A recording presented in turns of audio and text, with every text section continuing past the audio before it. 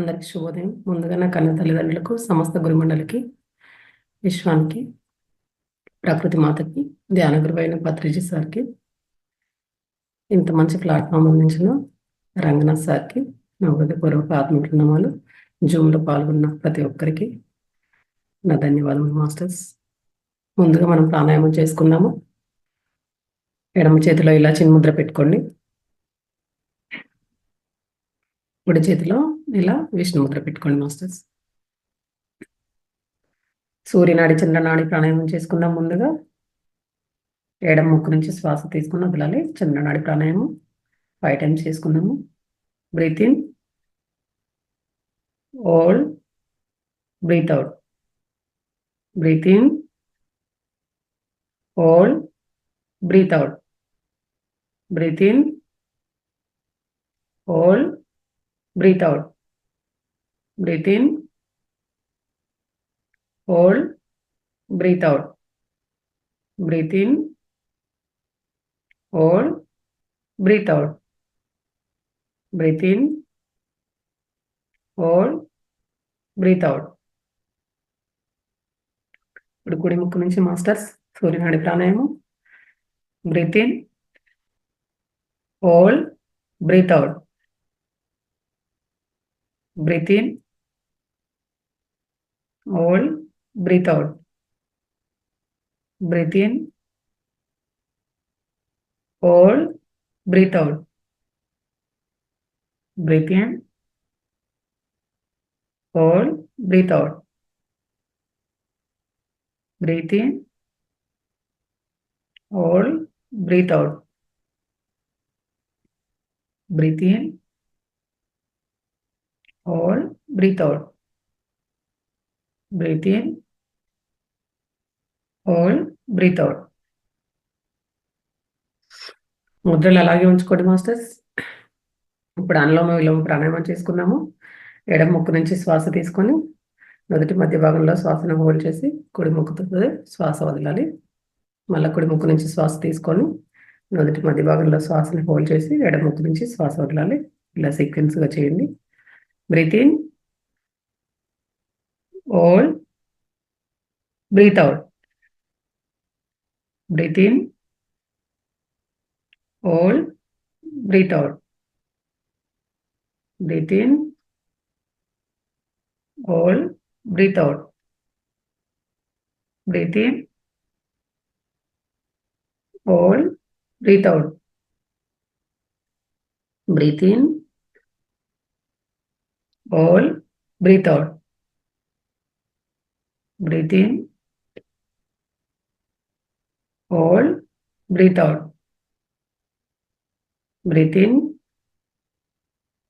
Hold, breath out. Breath in, hold, breath out. Breath in, hold, breath out. Breath in, hold, breath out. Breath in, hold, breath out. Breath in, hold, breath out. Breath in, hold, breath out.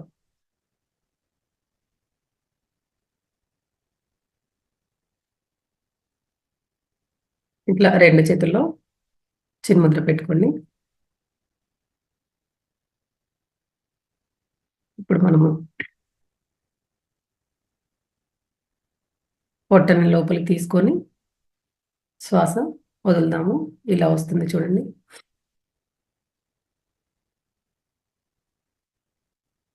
అలా చేయండి. ఒక 10 times అలా చేసుకుందాము. ఏమైనా health issues, surgeries అయిన వాళ్ళైతే చేయకండి. నార్మల్గా ఉన్న వాళ్ళు చేయండి.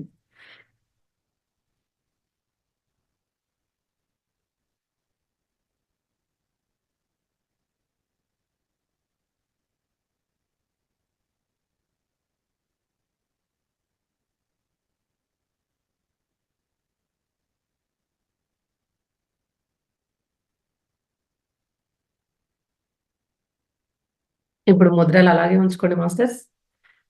మనం ఎక్సర్సైజ్ చేసుకుందాము. అప్ అన్నప్పుడు మాత్రం నుదుటి భాగాన్ని చూడండి. డౌన్ అన్నప్పుడు మాత్రం మొక్కుకున్న భాగాన్ని చూడండి masters. Up, down, up, down, up, down, up, down, up, down, up, down, up, down, up, down, up, down, up, down.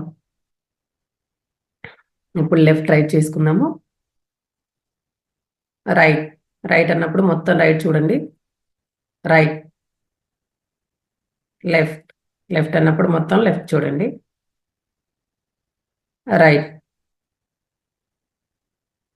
Left, right, left,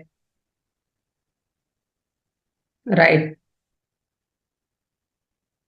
left, right, left, right, left, right, left. ఇప్పుడు clockwise, anti clockwise ఇలా eye exercise చేయడం వల్ల మనకు కంటి సమస్యలు ఏమైనా రాకుండా ఉంటాయి.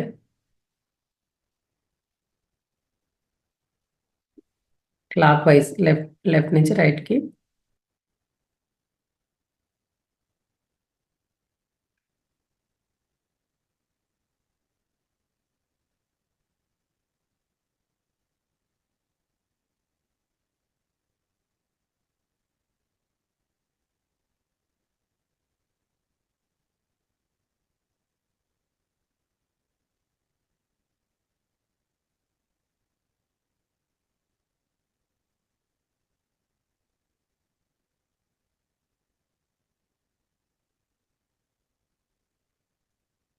ఇప్పుడు రైట్ నుంచి లెఫ్ట్కి మాస్టర్స్, యాంటీ క్లాక్ వైజ్.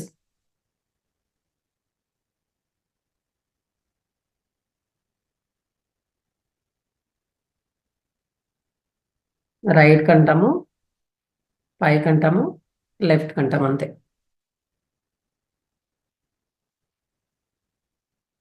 చుట్టూ తిప్పుతాం. Right, up, left, right, up, left, right, up, left, right, up, left, right, left, right, up, left, right, up, left, right, up, left. Okay masters, మనం ఇప్పుడు ఓంకారం చేసుకుందాము ఒక 5 టైమ్స్. ముద్రలు చిన్న ముద్రలు పెట్టుకొని ఉండండి. ఓం,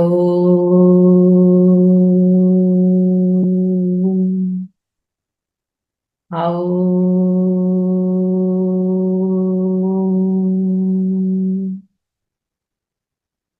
ఔం,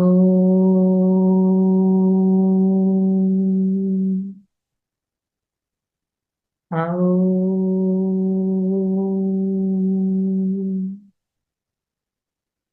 ఔం,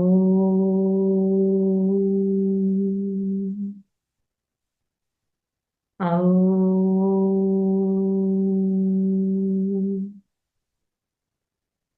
ఔం,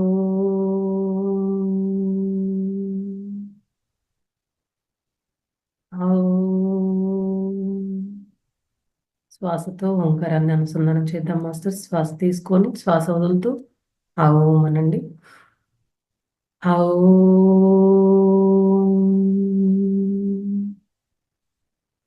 ఔం,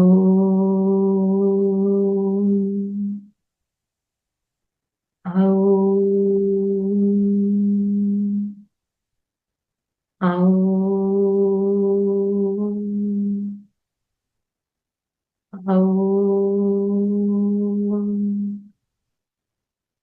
ఔం.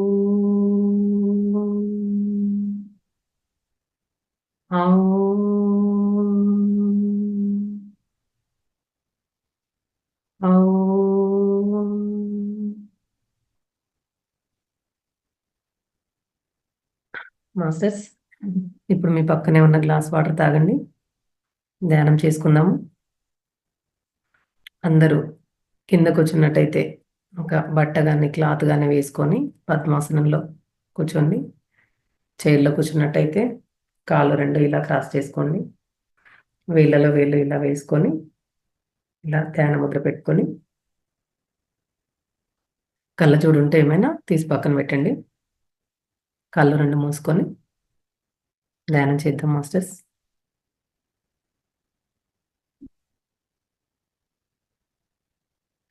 ఏ నామము లేదు మాస్టర్స్, ఏ జపము లేదు. స్థిర సుఖాసనంలో కూర్చోండి.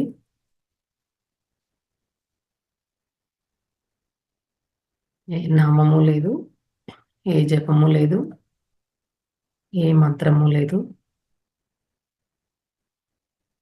మన శ్వాసే మన గురువు మాస్టర్స్. నిరంతరంగా వీలైన వాళ్ళు వెన్నెముక నిటారుగా పెట్టి కూర్చోండి. కాసేపు కూర్చుంటే మనము శూన్యంలోకి వెళ్ళే కొద్దీ మనమే వాలిపోతాము. అలా స్థిర సుఖాసనం అవుతుంది. స్టార్టింగ్లో అలా పెట్టుకుంటే ఏంటంటే విశ్వమయ ప్రాణశక్తి ఈజీగా ప్రసరించడానికి అవకాశం ఉంటుంది మాస్టర్స్. అలా మీకు ఏం ప్రాబ్లం లేదు, ఇబ్బంది లేదు అనుకున్న వాళ్ళు అలా కూర్చోండి.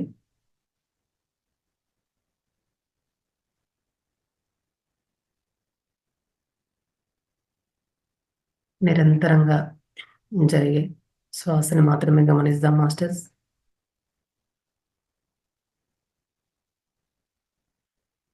రోజులో మనం మాట్లాడుతున్నా, ఏ పనులు చేస్తున్నా, ఏం చేస్తున్నా నిరంతరంగా శ్వాసక్రియ జరుగుతుంది కదా, ఆ శ్వాసని మాత్రమే గమనించండి మాస్టర్స్. మన ప్రమేయం లేకుండా మన శరీరంలో జరిగేది ఒక్కటే శ్వాస మాత్రమే. ఆ శ్వాసనే గమనిద్దాం మాస్టర్స్.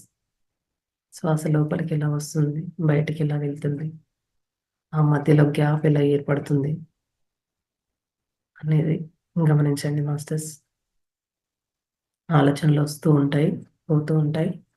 ఆలోచనని కట్ చేస్తూ శ్వాస పైన ధ్యాస ఉంచండి మాస్టర్స్.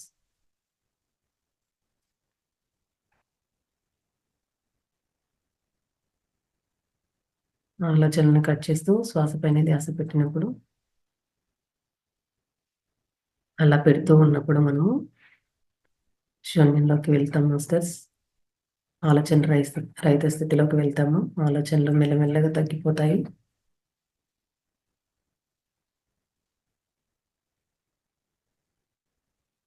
ఆలోచనలు తగ్గిపోయినప్పుడు విశ్వమయ ప్రాణశక్తి మన రంధ్రం గుండా మన ప్రాణాలలో, మన శరీరంలో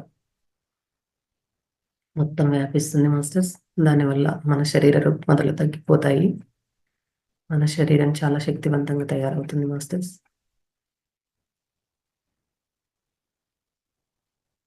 అలా ధ్యాన సాధన చేయడం ద్వారా మనం చాలా ఎనర్జీని స్టోర్ చేసుకుంటాం మాస్టర్స్.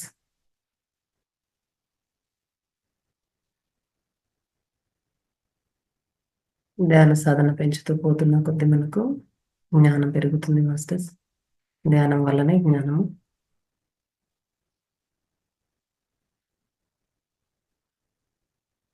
శ్వాస ద్వారా, ధ్యాస ద్వారా మాస్టర్స్. ఇప్పుడు మనము చక్కటి 3G మ్యూజిక్ని పెట్టుకొని ధ్యానం చేద్దాం మాస్టర్స్.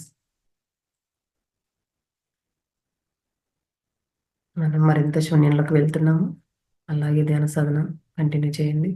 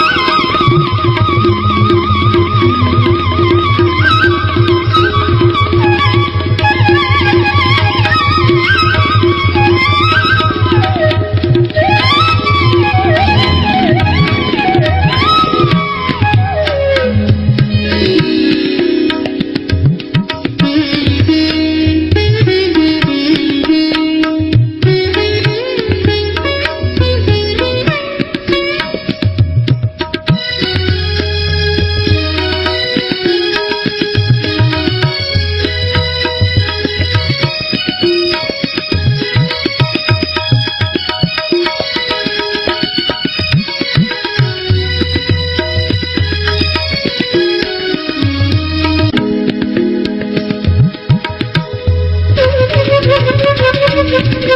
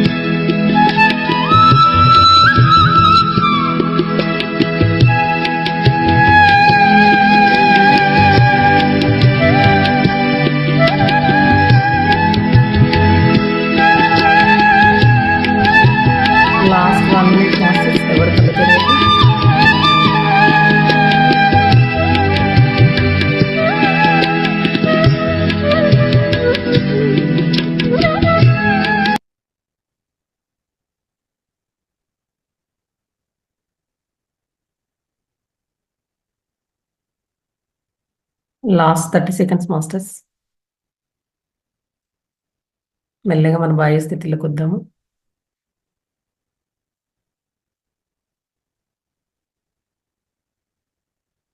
మీ 2 అరచేతులను విడదీస్తూ 2 కళ్ళ పైన పెట్టుకోండి మాస్టర్స్.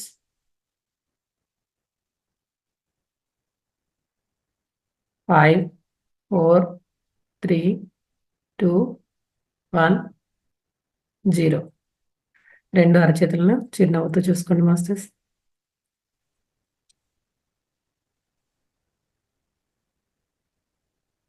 ఇంత మంచి ధ్యానానికి మనకు ప్రకృతి సహకరించినందుకు ధ్యానానికి ఒకసారి క్లాప్స్ చేసుకుందాం. మీ పక్కనే ఉన్న వాటర్ తాగండి మాస్టర్స్. మనకి ఈరోజు మేడం విజయకోట మేడం క్లాస్కి ఆల్రెడీ వచ్చారు. మేడం క్లాస్కి స్వాగతం madam. Thank you madam. Madam ఇంతకు ముందు కూడా మన దాంట్లో పత్రిజీ ప్రబోధాలు క్లాసెస్ తీసుకున్నారు ఒక 4 days అలా. మేడంది కరీంనగర్. మేడం స్టార్ట్ చేయండి మేడం. వీడియో బాగుందా మేడం? వీడియో బాగుంది మేడం. ఓకే, అందరికీ నమస్కారము. మనందరి గురువు మైత్రేయ బుద్ధుడు బ్రహ్మర్షి పితామహ పత్రిజీకి, మాతా స్వర్ణమాల పత్రిజీకి ప్రణామాలు. మరి చాలా హ్యాపీగా ఉంది మళ్ళీ ఈరోజు అందరినీ ఇలా కలుసుకుంటున్నందుకు. మరి సార్ మనకి ఎన్నో అద్భుతమైనటువంటి జ్ఞాన సందేశాలు ఇచ్చి ఉన్నారు. దాంట్లో ఒక ఇంటర్వ్యూ అన్నమాట. ఆనంద్ గారు మనందరికీ తెలిసి పిఎంసి 1 of the డైరెక్టర్, వారితో చేసినటువంటి ఇంటర్వ్యూలో రామాయణంలోని ఆ వివిధ పాత్రల యొక్క విశిష్టతను మనకు తెలియజేస్తారు. మనకి 5 fingers ద్వారానే సార్ ఎన్నో కాన్సెప్ట్లు చెప్పి ఉన్నారు. మరి దీంట్లో కూడా మళ్ళీ చేతి 5 వేళ్లకి ప్రతీకలుగా ఆ రామాయణంలోని పాత్రలను తీసుకొని ఎంతో చక్కటి విశ్లేషణ ఒక కొత్త కోణంలో ఇస్తారు. మనకు అసలు అలాంటి యాంగిల్ ఉంది అనేది కూడా తెలియదు. ఆ రకంగా ప్రతిదాన్ని కూడా మనకి తెలియని ఎన్నో అద్భుతమైన విషయాలను ఈరోజు మరి ఆ సందేశంలో సారిచ్చినటువంటి ఆ విశ్లేషణను మనం తెలుసుకుందాం ఫ్రెండ్స్. మరి ఈరోజు టాపిక్ వచ్చేసి రామాయణం ఆత్మాయనం ఉంది మేడం. రామాయణం ప్లస్ ఆత్మాయనం. సో మరి రాముణ్ణి అందరము ఆత్మారాముడు అంటాము. అంటే రాముడు ఆత్మకి ప్రతీక అన్నమాట.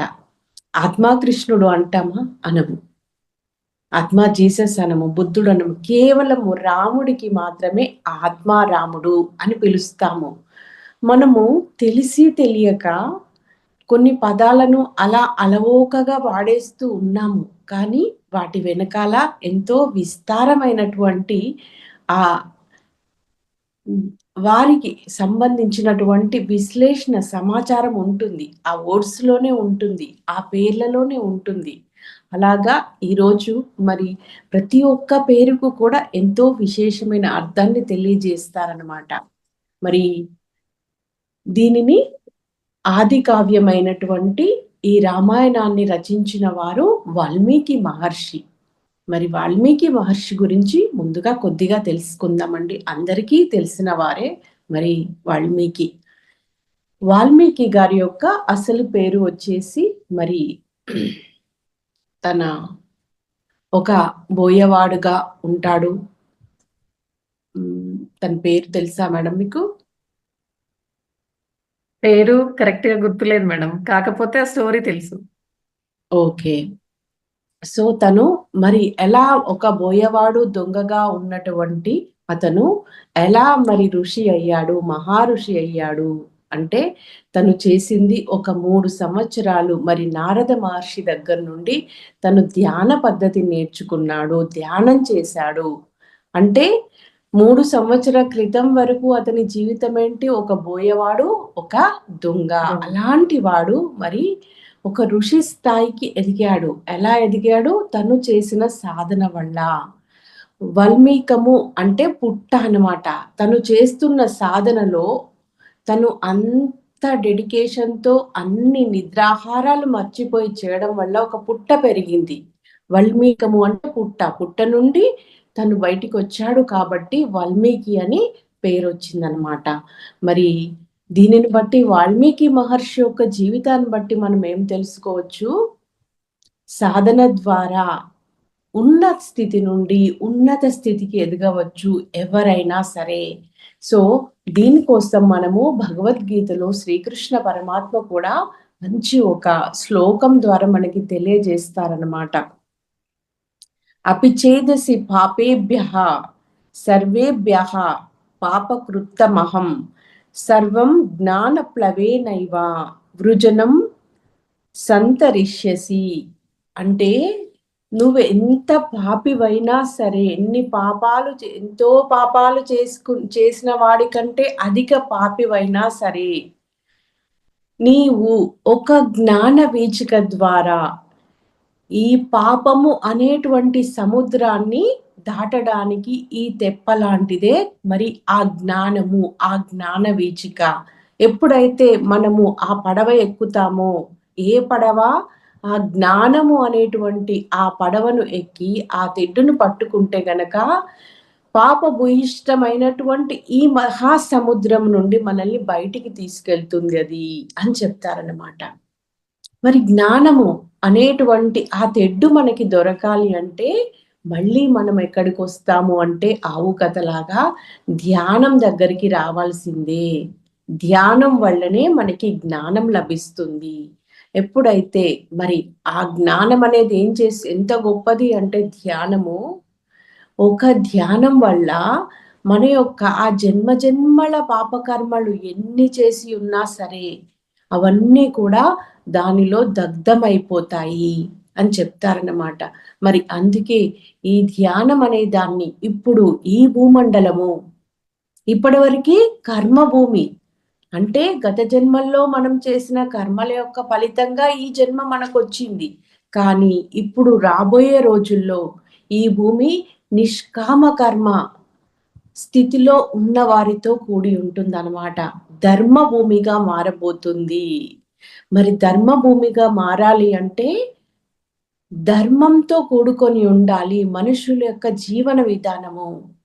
రాముణ్ణి, రామరాజ్యాన్ని ధర్మరాజ్యంగా చెప్పుకుంటారు అందరూ. మరి ధర్మం కావాలి అంటారు, భూమి మీద రామరాజ్యం రావాలి అంటుంటారు. మరి రామరాజ్యం రావాలి అంటే ఊరికే వస్తుందా అండి? మనకి భోజనం కావాలి అంటే సరుకులు తెచ్చుకోవాలి, కూరగాయలు తెచ్చుకోవాలి, వండుకోవాలి, భోజనం చెయ్యాలి. అప్పుడు మరి రామరాజ్యం రావాలి అంటే భూమి మీద ధర్మంలో జీవించాలి ప్రతి ఒక్కరూ.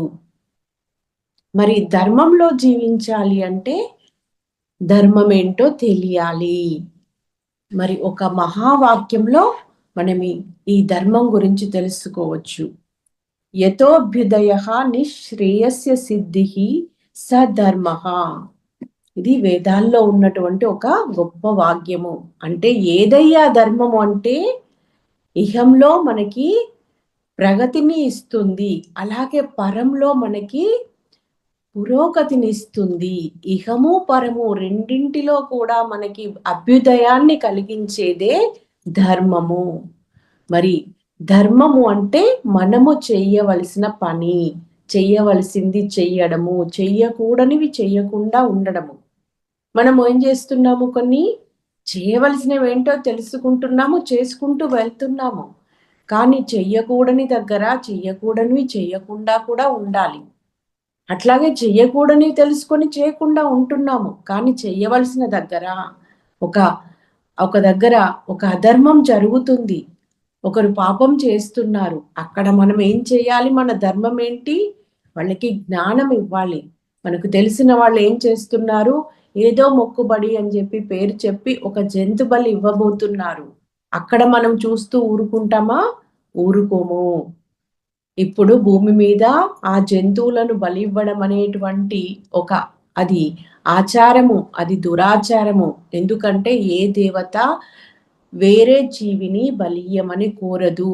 ఎందుకంటే దేవత అంటేనే అందరికీ సమానము. అన్ని ఈ సృష్టి అంతా కూడా సమస్త జీవులు కూడా తన సంతానము. అలాగా భావించేదే దేవత. మరి తను సృష్టించిన ఆ సృష్టిని తను హింసించి తనకు ఆహారంగా కోరుకుంటుందా? ఇది ఎలాంటి ఆచారము అని చెప్పి అక్కడ ఆ చీకటి శక్తులు లేవు ఇప్పుడు భూమి మీద. భూమంతా కూడా ఆ దివ్యత్వంతో నిండిపోయింది. ఇప్పుడు దేనికి వేటికి భయపడాల్సిన అవసరం లేదు. అదంతా కూడా నెగటివ్ ఫోర్స్ వల్ల క్రియేట్ చేయబడినటువంటి కొన్ని ఆ మూఢ నమ్మకాలు, ఆచారాలు, వాటి నుండి బయటికి రావాలి.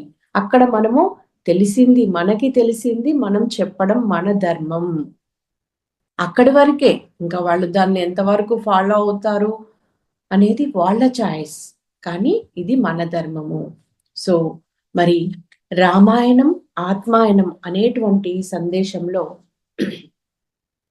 ఫస్ట్ మనకి వచ్చేటువంటి పాత్ర దశరథుడు. దశరథుడు మరి అయోధ్యకి రాజు. ఆ యోధ్య అంటే యుద్ధము ద్వారా జయింపలేనిది అయోధ్య. యుద్ధము ద్వారా జయింపలేనిది ఏంటి అంటే శరీరము. అందుకని మరి యుద్ధము చేసినా కూడా జయింపలేనటువంటిది ఈ శరీరము, ఆ యోధ్య అని అక్కడ అయోధ్యకి పేరు వచ్చిందనమాట. మరి దశరథుడు, దశ అంటే 10, రథుడు అంటే రథములు కలవాడు. మనమేమనుకుంటాము, రథములు అంటే రథములే అనుకుంటాము. కానీ ఇక్కడ దశరథుడు అంటే 10 ఇంద్రియాలతో కూడుకున్నవాడు. 5 జ్ఞానేంద్రియాలు, 5 కర్మేంద్రియాలు. అలాగే మరి మనకి 3 గుణాలు ఉంటాయి. తమోగుణము, రజోగుణము, సాత్విక గుణం అన్నమాట. దశరథుడికి 3 భార్యలు, కౌసల్య, సుమిత్ర, కైకేయి. కౌసల్య సాత్విక గుణానికి ప్రతీక, సుమిత్ర రజోగుణానికి ప్రతీక, కైకేయి తమో గుణానికి ప్రతీక. సుమిత్ర మరి ఏం చేసింది అక్కడ? ఇటు మధ్యలో ఉంటుంది ఆవిడ. అటు కౌసల్యతో ఉంది, ఇటు కైకేయితో ఉంది. కాబట్టి 2 పుత్రులు వచ్చారు. ఒకరు లక్ష్మణుడు, ఇంకొకరు శత్రుఘ్నుడు అన్నమాట. లక్ష్మణుడేమో మరికి రాముడికి తోడుగా ఉంటాడు, శత్రుఘ్నుడు మాత పుత్రుడైనటువంటి భరతునికి తోడుగా ఉంటాడు. కైకి ఏం కోరుకుంది? తమో గుణంలో ఉన్న వాళ్ళు ఎలా ఉంటారంటే స్వార్థంగా ఉంటారు. ఇంకా దానివల్ల ఎదుటి వాళ్ళకి కష్టం నష్టం కలిగిన వాళ్ళకి అవసరం లేదు. నా కొడుకే రాజ్యం చేయాలి, నా కొడుకే రాజు కావాలి అని కోరుకుంది. మరి కౌసల్య పుత్రుడైనటువంటి రామచంద్రుడు, కౌసల్య ఏం కోరుకుంది? అందరికీ శుభాలు కరగాలి అని కోరుకుంటుంది. తను సాత్విక గుణంలో ఉంటుందన్నమాట. అలాగా మరి సుమిత్ర రజోగుణంలో ఉంది కాబట్టి ఇలా లక్ష్మణుడు మరి శత్రుఘ్నుడు అంటే అటు తమో గుణంలో ఉన్నటువంటి ఆ పుత్రుడైనటువంటి భరతుడికి ఒకరు తోడుగా ఉన్నారు, ఇటు రాముడికి ఒకరు తోడుగా ఉన్నారు. దశరథుడి యొక్క భార్యలు 3. మరి తర్వాత మనకి వచ్చేటువంటి పాత్రలు ఇక 5 ఫింగర్స్ తో చెప్తారనమాట సారు. 1 కుంభకర్ణుడు, 2 రావణాసురుడు, 3 విభీషణుడు, 4 రాముడు, 5వది ఇక్కడ కృష్ణ పరమాత్మను చూపిస్తారు. కుంభకర్ణుడేమో శరీరానికి ప్రతీక, రావణాసురుడు మనసుకు ప్రతీక, విభీషణుడు బుద్ధికి ప్రతీక, రాముడు ఆత్మకి ప్రతీక, కృష్ణుడు సర్వాత్మ అన్నమాట. ఇక్కడ రాముడు కృష్ణుడు 2 అవతారాలు కూడా ఒకే చైతన్యం నుండి, ఒకే శక్తి నుండి వచ్చినప్పటికీ కూడా రాముడు ఇక్కడ ఆత్మ వరకే ఉన్నాడు. ఎందుకంటే ఆ అవతారంలో తన జన్మ లక్ష్యానికి అనుగుణంగా తన యొక్క శక్తిని కుదించుకొని వచ్చారన్నమాట. అందుకే మరి ఆత్మకి ప్రతీకగా ఉన్నాడు. కృష్ణ పరమాత్మ వచ్చేసి జ్ఞానానికి ప్రతీక. తను జ్ఞానావతారము, ధర్మావతారము రామచంద్ర ప్రభువు, జ్ఞానావతారము కృష్ణ పరమాత్మ. మరి మన గురువు గారైన పత్రిజీ ధ్యానము అంటే ధ్యానావతారము బుద్ధుడు, బుద్ధ భగవానుడు.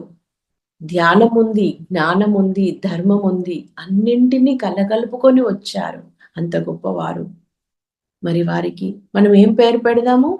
ఒక మహాశక్తి, ఈ భూమి మీద సత్యయుగ స్థాపన కోసం వచ్చినటువంటి మహానుభావుడు అన్నమాట. అందుకే అందరిలో ఉన్నటువంటి ఆ దివ్యత్వ గుణాలు, లక్షణాలు, ఆ శక్తి సామర్థ్యాలు అన్నింటినీ కలగలుపుకొని వచ్చారు. కానీ మనల్ని మళ్ళీ అక్కడ ఎలాగైతే దేవుడు అని చెప్పి గుళ్ళోకి వెళ్ళి పూజలు చేస్తూ దండాలు పెడుతూ వాళ్ళ మీద డిపెండ్ అవుతాం కదా, అలాగా ఇక్కడ మళ్ళీ గురువు గారి మీద డిపెండ్ కాకుండా ఉండడాని కోసము మరి ఏం చేశారు? నీ శ్వాసే నీ గురువు, నీ శ్వాసను పట్టుకో అని చెప్పి మనల్ని ఎప్పుడు కూడా డిటాచ్డ్గా ఉంచుతూ వచ్చారు. ఇండిపెండెన్స్ గా మనల్ని ఉండేలా తీర్చిదిద్దారు. మన శక్తిని మనకి తెలియజేశారు. అప్పో దీపో భవ, మనల్ని మనం ఉద్ధరించుకోవాలి, మన ఆత్మజ్యోతిని మనం వెలిగించుకోవాలి అంటూ ఎప్పుడు కూడా మనల్ని మోటివేట్ చేస్తూ వచ్చారన్నమాట. సో మరి ఇక్కడ శరీరానికి ప్రతీక అయినటువంటి కుంభకర్ణుడు 6 నెలలు తింటాడు, 6 నెలలు పడుకుంటాడు. ఇక రావణాసురుడు తను గొప్ప ధ్యాని, ఎంతో తపస్సు చేశాడు, ఎన్నో వరాలు పొందాడు. అంటే ధ్యానం ఉంది అక్కడ, ఆత్మ జ్ఞానము కూడా ఉంది. కానీ రావణాసురుడిలో ఏం లోపించింది అంటే ధర్మం లోపించింది. చెయ్యకూడనివి చేశాడు, తినకూడనివి తిన్నాడు, ఉండకూడని విధంగా ఉన్నాడు.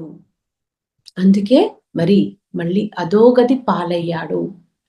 కొన్ని పాత్రల నుండి మనం ఏం చేయాలో నేర్చుకోవచ్చు, కొన్ని పాత్రల నుండి మనం ఏం చెయ్యకూడదో నేర్చుకోవచ్చు.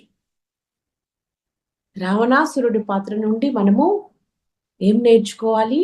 అహంకారం అనేది ఉండకూడదు. మనం ఎంత సాధన చేసినా, ఎంత జ్ఞానాన్ని, శక్తిని సమపార్జించుకున్నా, మనం ఎంతో సేవ చేస్తున్నాం కావచ్చు, అయినా కూడా ఎప్పుడూ కూడా నిరహంకార స్థితిలో జీవించాలి. మనకి రావణాసురుడి స్టోరీ చాలా మందికి తెలిసే ఉంటుంది. ఏంటంటే వైకుంఠంలో నారాయణుడికి 2 ద్వారపాలకులు ఉంటారు, జయ విజయుడు అనమాట. వారు బ్రహ్మ మానస పుత్రులైనటువంటి సనక సనందనాథులచే శపించబడతారు ఒకసారి జయ విజయులు. ఆ శాపం వల్ల వాళ్ళు 6 జన్మలో శ్రీ మహావిష్ణువుకి మిత్రుడుగా జన్మించాలి, లేదు 3 జన్మలు శత్రువుగా జన్మలు తీసుకోవాలి. మరి దాంట్లో ఒకానొక జన్మ హిరణ్యకశిపుడు అనమాట. తర్వాత జన్మ రావణాసురుడు. మళ్ళీ రావణాసురుడే హిట్లర్ గా జన్మించాడు. మనకి తెలియదు దానికంటే ముందు హిట్లరు రావణాసురుడు అనేసి. మరి రావణాసురుడే హిట్లర్ గా జన్మ తీసుకున్న తర్వాత హిట్లర్ శాకాహారి అండి, వెజిటేరియన్ హిట్లర్. అతను వ్యక్తిపరంగా మళ్ళీ ఇక్కడ కూడా దురాలోచనలు చేస్తూ చెడు పనులు చేశాడు, కానీ శాకాహారి. అంటే ఇక్కడ కాస్త డెవలప్మెంట్ ఉంది. అక్కడ తిన్న ఆహారాన్ని ఇక్కడ తీసుకోలేదు. ఆ రాక్షసుడి స్థితి నుండి కాస్త మెరుగైన స్థితిలోకి వచ్చాడు. కానీ పూర్వజన్మ సంస్కారాలు ఉంటాయి కదా, అక్కడ చేసిన దురాగతాలు, దానివల్ల మళ్ళీ ఇక్కడ మరి మనుషుల మీద బాంబులు వేస్తూ అలా విధ్వంసాన్ని సృష్టించి మళ్ళీ ఆ ప్రపంచ యుద్ధానికి కారకుడయ్యాడు. ఇక అయిపోయింది, ఆయన పాత్ర ఎండ్ అయిపోయింది అనమాట అక్కడ. మరి విభీషణుడు వచ్చేసి బుద్ధికి ప్రతీక. అతడు రాక్షసులు జాతిలో జన్మ తీసుకున్నప్పటికీ అతడు బుద్ధిమంతుడు కాబట్టి అతడు ఏం చేశాడు? అధర్మంలో ఉన్నటువంటి ఆ రావణాసురుడికి దూరం అయిపోయి రాముడికి దగ్గరయ్యాడు. అంటే ధర్మానికి దగ్గరైపోయాడు అతడు తన బుద్ధిని ఉపయోగించి. అందుకే బుద్ధి జ్ఞానం రెండూ కావాలి మనిషికి, ఏ ఒక్కటున్నా సరిపోదన్నమాట. ఇహంలో బుద్ధి, పరంలో జ్ఞానం ఉపయోగపడుతుంది మనకి.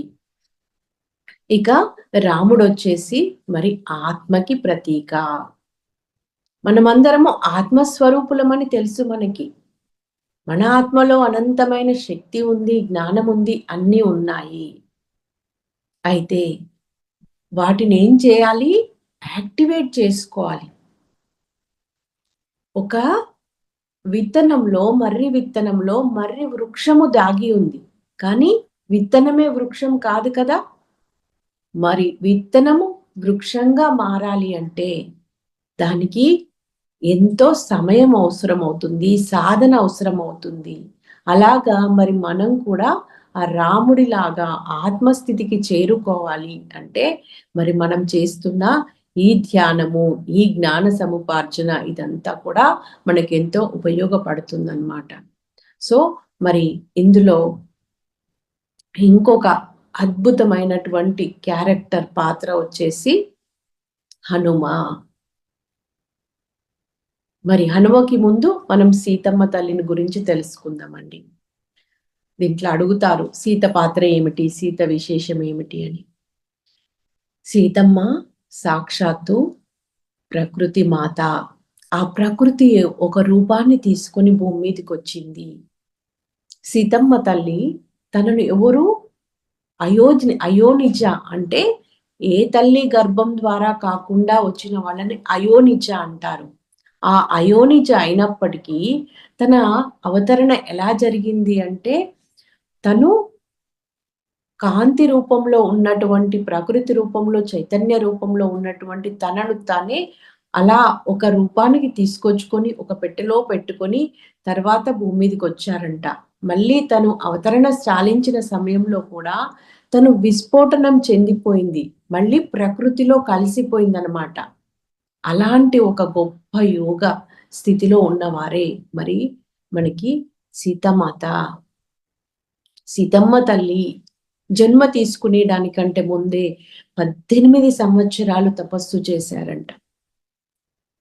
ఆ తపోశక్తి వల్ల మరి తను ఎంతో సాధించారు. మనకి రామాయణంలో ఇదివరకైతే రాముడి యొక్క విశిష్టత చూపించారు, కానీ మనకి ఈ untold story of Sita, Deena Mariam గారు రాసినటువంటి సీతాయనం బుక్ ద్వారా మాత్రమే మనకి సీతమ్మ వారి యొక్క విశిష్టత తెలిసి వచ్చిందనమాట. సీత ఎవరు? ఆత్మ యొక్క శక్తి. మరి మనం ఆత్మను, రాముణ్ణి పొందాలి అంటే ఫస్ట్ సీతమ్మను పట్టుకోవాలి, ఆ శక్తిని పొందాలి. మరి దానికి మార్గమే హనుమ. హనుమ ఎవరు? వాయుపుత్రుడు, పవనపుత్రుడు. ఆ శ్వాస మీద ధ్యాస అనేటువంటి ఆ వారధిని పట్టుకోవాలి మనము. వాయుపుత్రులం కావాలి, పవనపుత్రులం కావాలి. అప్పుడేమొస్తుంది మనకి? అంజనం వస్తుంది, థర్డ్ ఐ వస్తుంది, శక్తి వస్తుంది. అంటే సీతమ్మ తల్లి వస్తుంది. ఇక్కడ ఆత్మ వేరు, శక్తి వేరు కాదు, రెండు ఒక్కటే, కలిసే ఉంటాయి. కానీ మనం అలా విభజన చేసి మనం అర్థం చేసుకోవడానికి కోసం విభజిస్తూ ఉంటాం అన్నమాట. ఎప్పుడైతే మరి ఈ హనుమ అనేది ఏంటి అంటే ఇక్కడ ఆనాపానసతి, దీనికి సూచిక మరి ఈ శ్వాసపుత్రుడు హనుమ అన్నమాట. మనం ఆత్మ, మన యొక్క లక్ష్యం ఏంటి? ఆత్మను పొందడము, రాముణ్ణి చేరుకోవడము. దానికోసము సీతను పొందాలి ఫస్ట్, అంటే శక్తిని సముపార్జించుకోవాలి. మరి శక్తిని పొందడానికి మార్గం ఏంటి? శ్వాస మీద ధ్యాస, ఆనాపానసతి. అదే మరి వాయుపుత్రుడు ప్రతీక అన్నమాట. అంజనేయుడు అంటేనే ఆ శ్వాస మీద ధ్యాస అనేటువంటి ఈ ప్రక్రియకు ప్రతీక ఆంజనేయ స్వామి అన్నమాట. సో మరి సీతమ్మ తల్లి అంటే మళ్ళీ మనకి గుర్తొచ్చేటువంటి పాత్ర జనక మహారాజు. జనక మహారాజు గురించి కూడా చెప్పమని అడుగుతారన్నమాట. అతడు ఒక గొప్ప ఋషి, ఆత్మజ్ఞాని. ఈ రామరాజ్యము అనేటువంటి కాన్సెప్ట్ ఉంది కదండి, ఇది ఎక్కడి నుండి వచ్చింది అంటే జనకుడి నుండి వచ్చింది.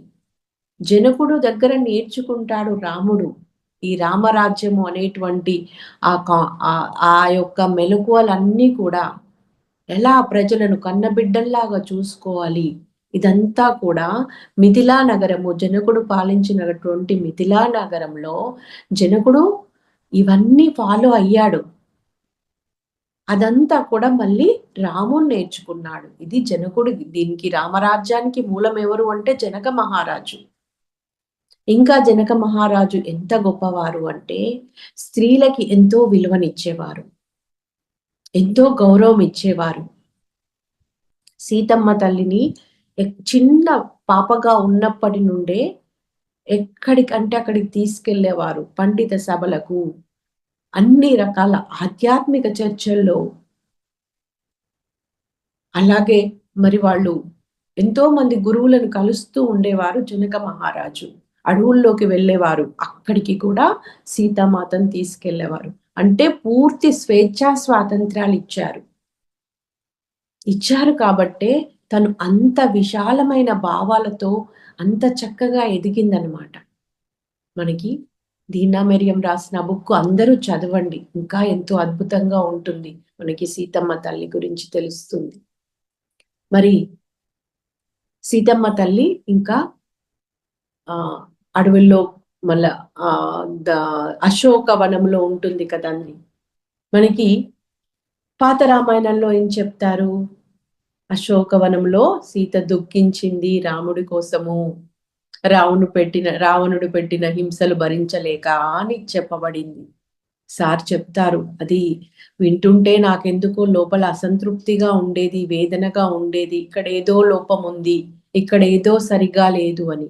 ఆ శోక అంటే శోకము లేనట్టిది. ఎంత అద్భుతంగా పెట్టారో చూడండి పేర్లు. అశోక అని ఎందుకు పెట్టాలి మరి అంటే అక్కడ సీతమ్మ తల్లి దుఃఖించలేదు.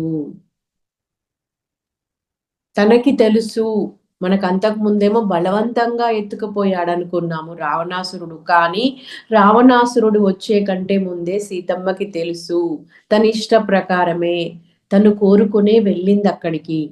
ఎవరు ఏది కోరుకుంటే వాళ్ళ జీవితంలోకి అది వస్తుంది. అక్కడికి వెళ్ళిన తర్వాత ఫస్ట్ వాళ్ళు ఇచ్చినటువంటి ఒక పానీయం సేవిస్తుందంట సీతమ్మ.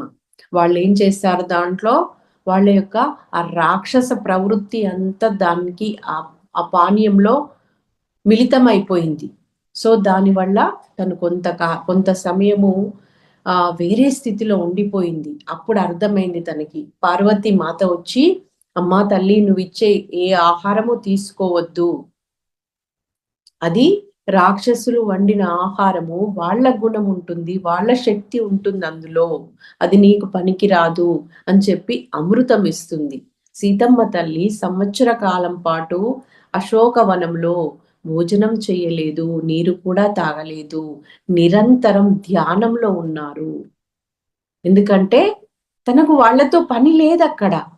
ఎందుకు బయటకు చూస్తుంది, వాళ్ళతో మాట్లాడుతుంది, తన ఎనర్జీని ఎందుకు వేస్ట్ చేసుకుంటుంది? ఇప్పుడు మనం చూడండి, ధ్యానంలోకి వచ్చాక ఏదన్నా పని ఉంటే పని చేసుకుంటాము, లేదంటే హాయిగా చక్కగా కళ్ళు మూసుకొని కూర్చొని మన సాధనలో మనం ఉంటాము, అవసరమైతేనే మాట్లాడతాము.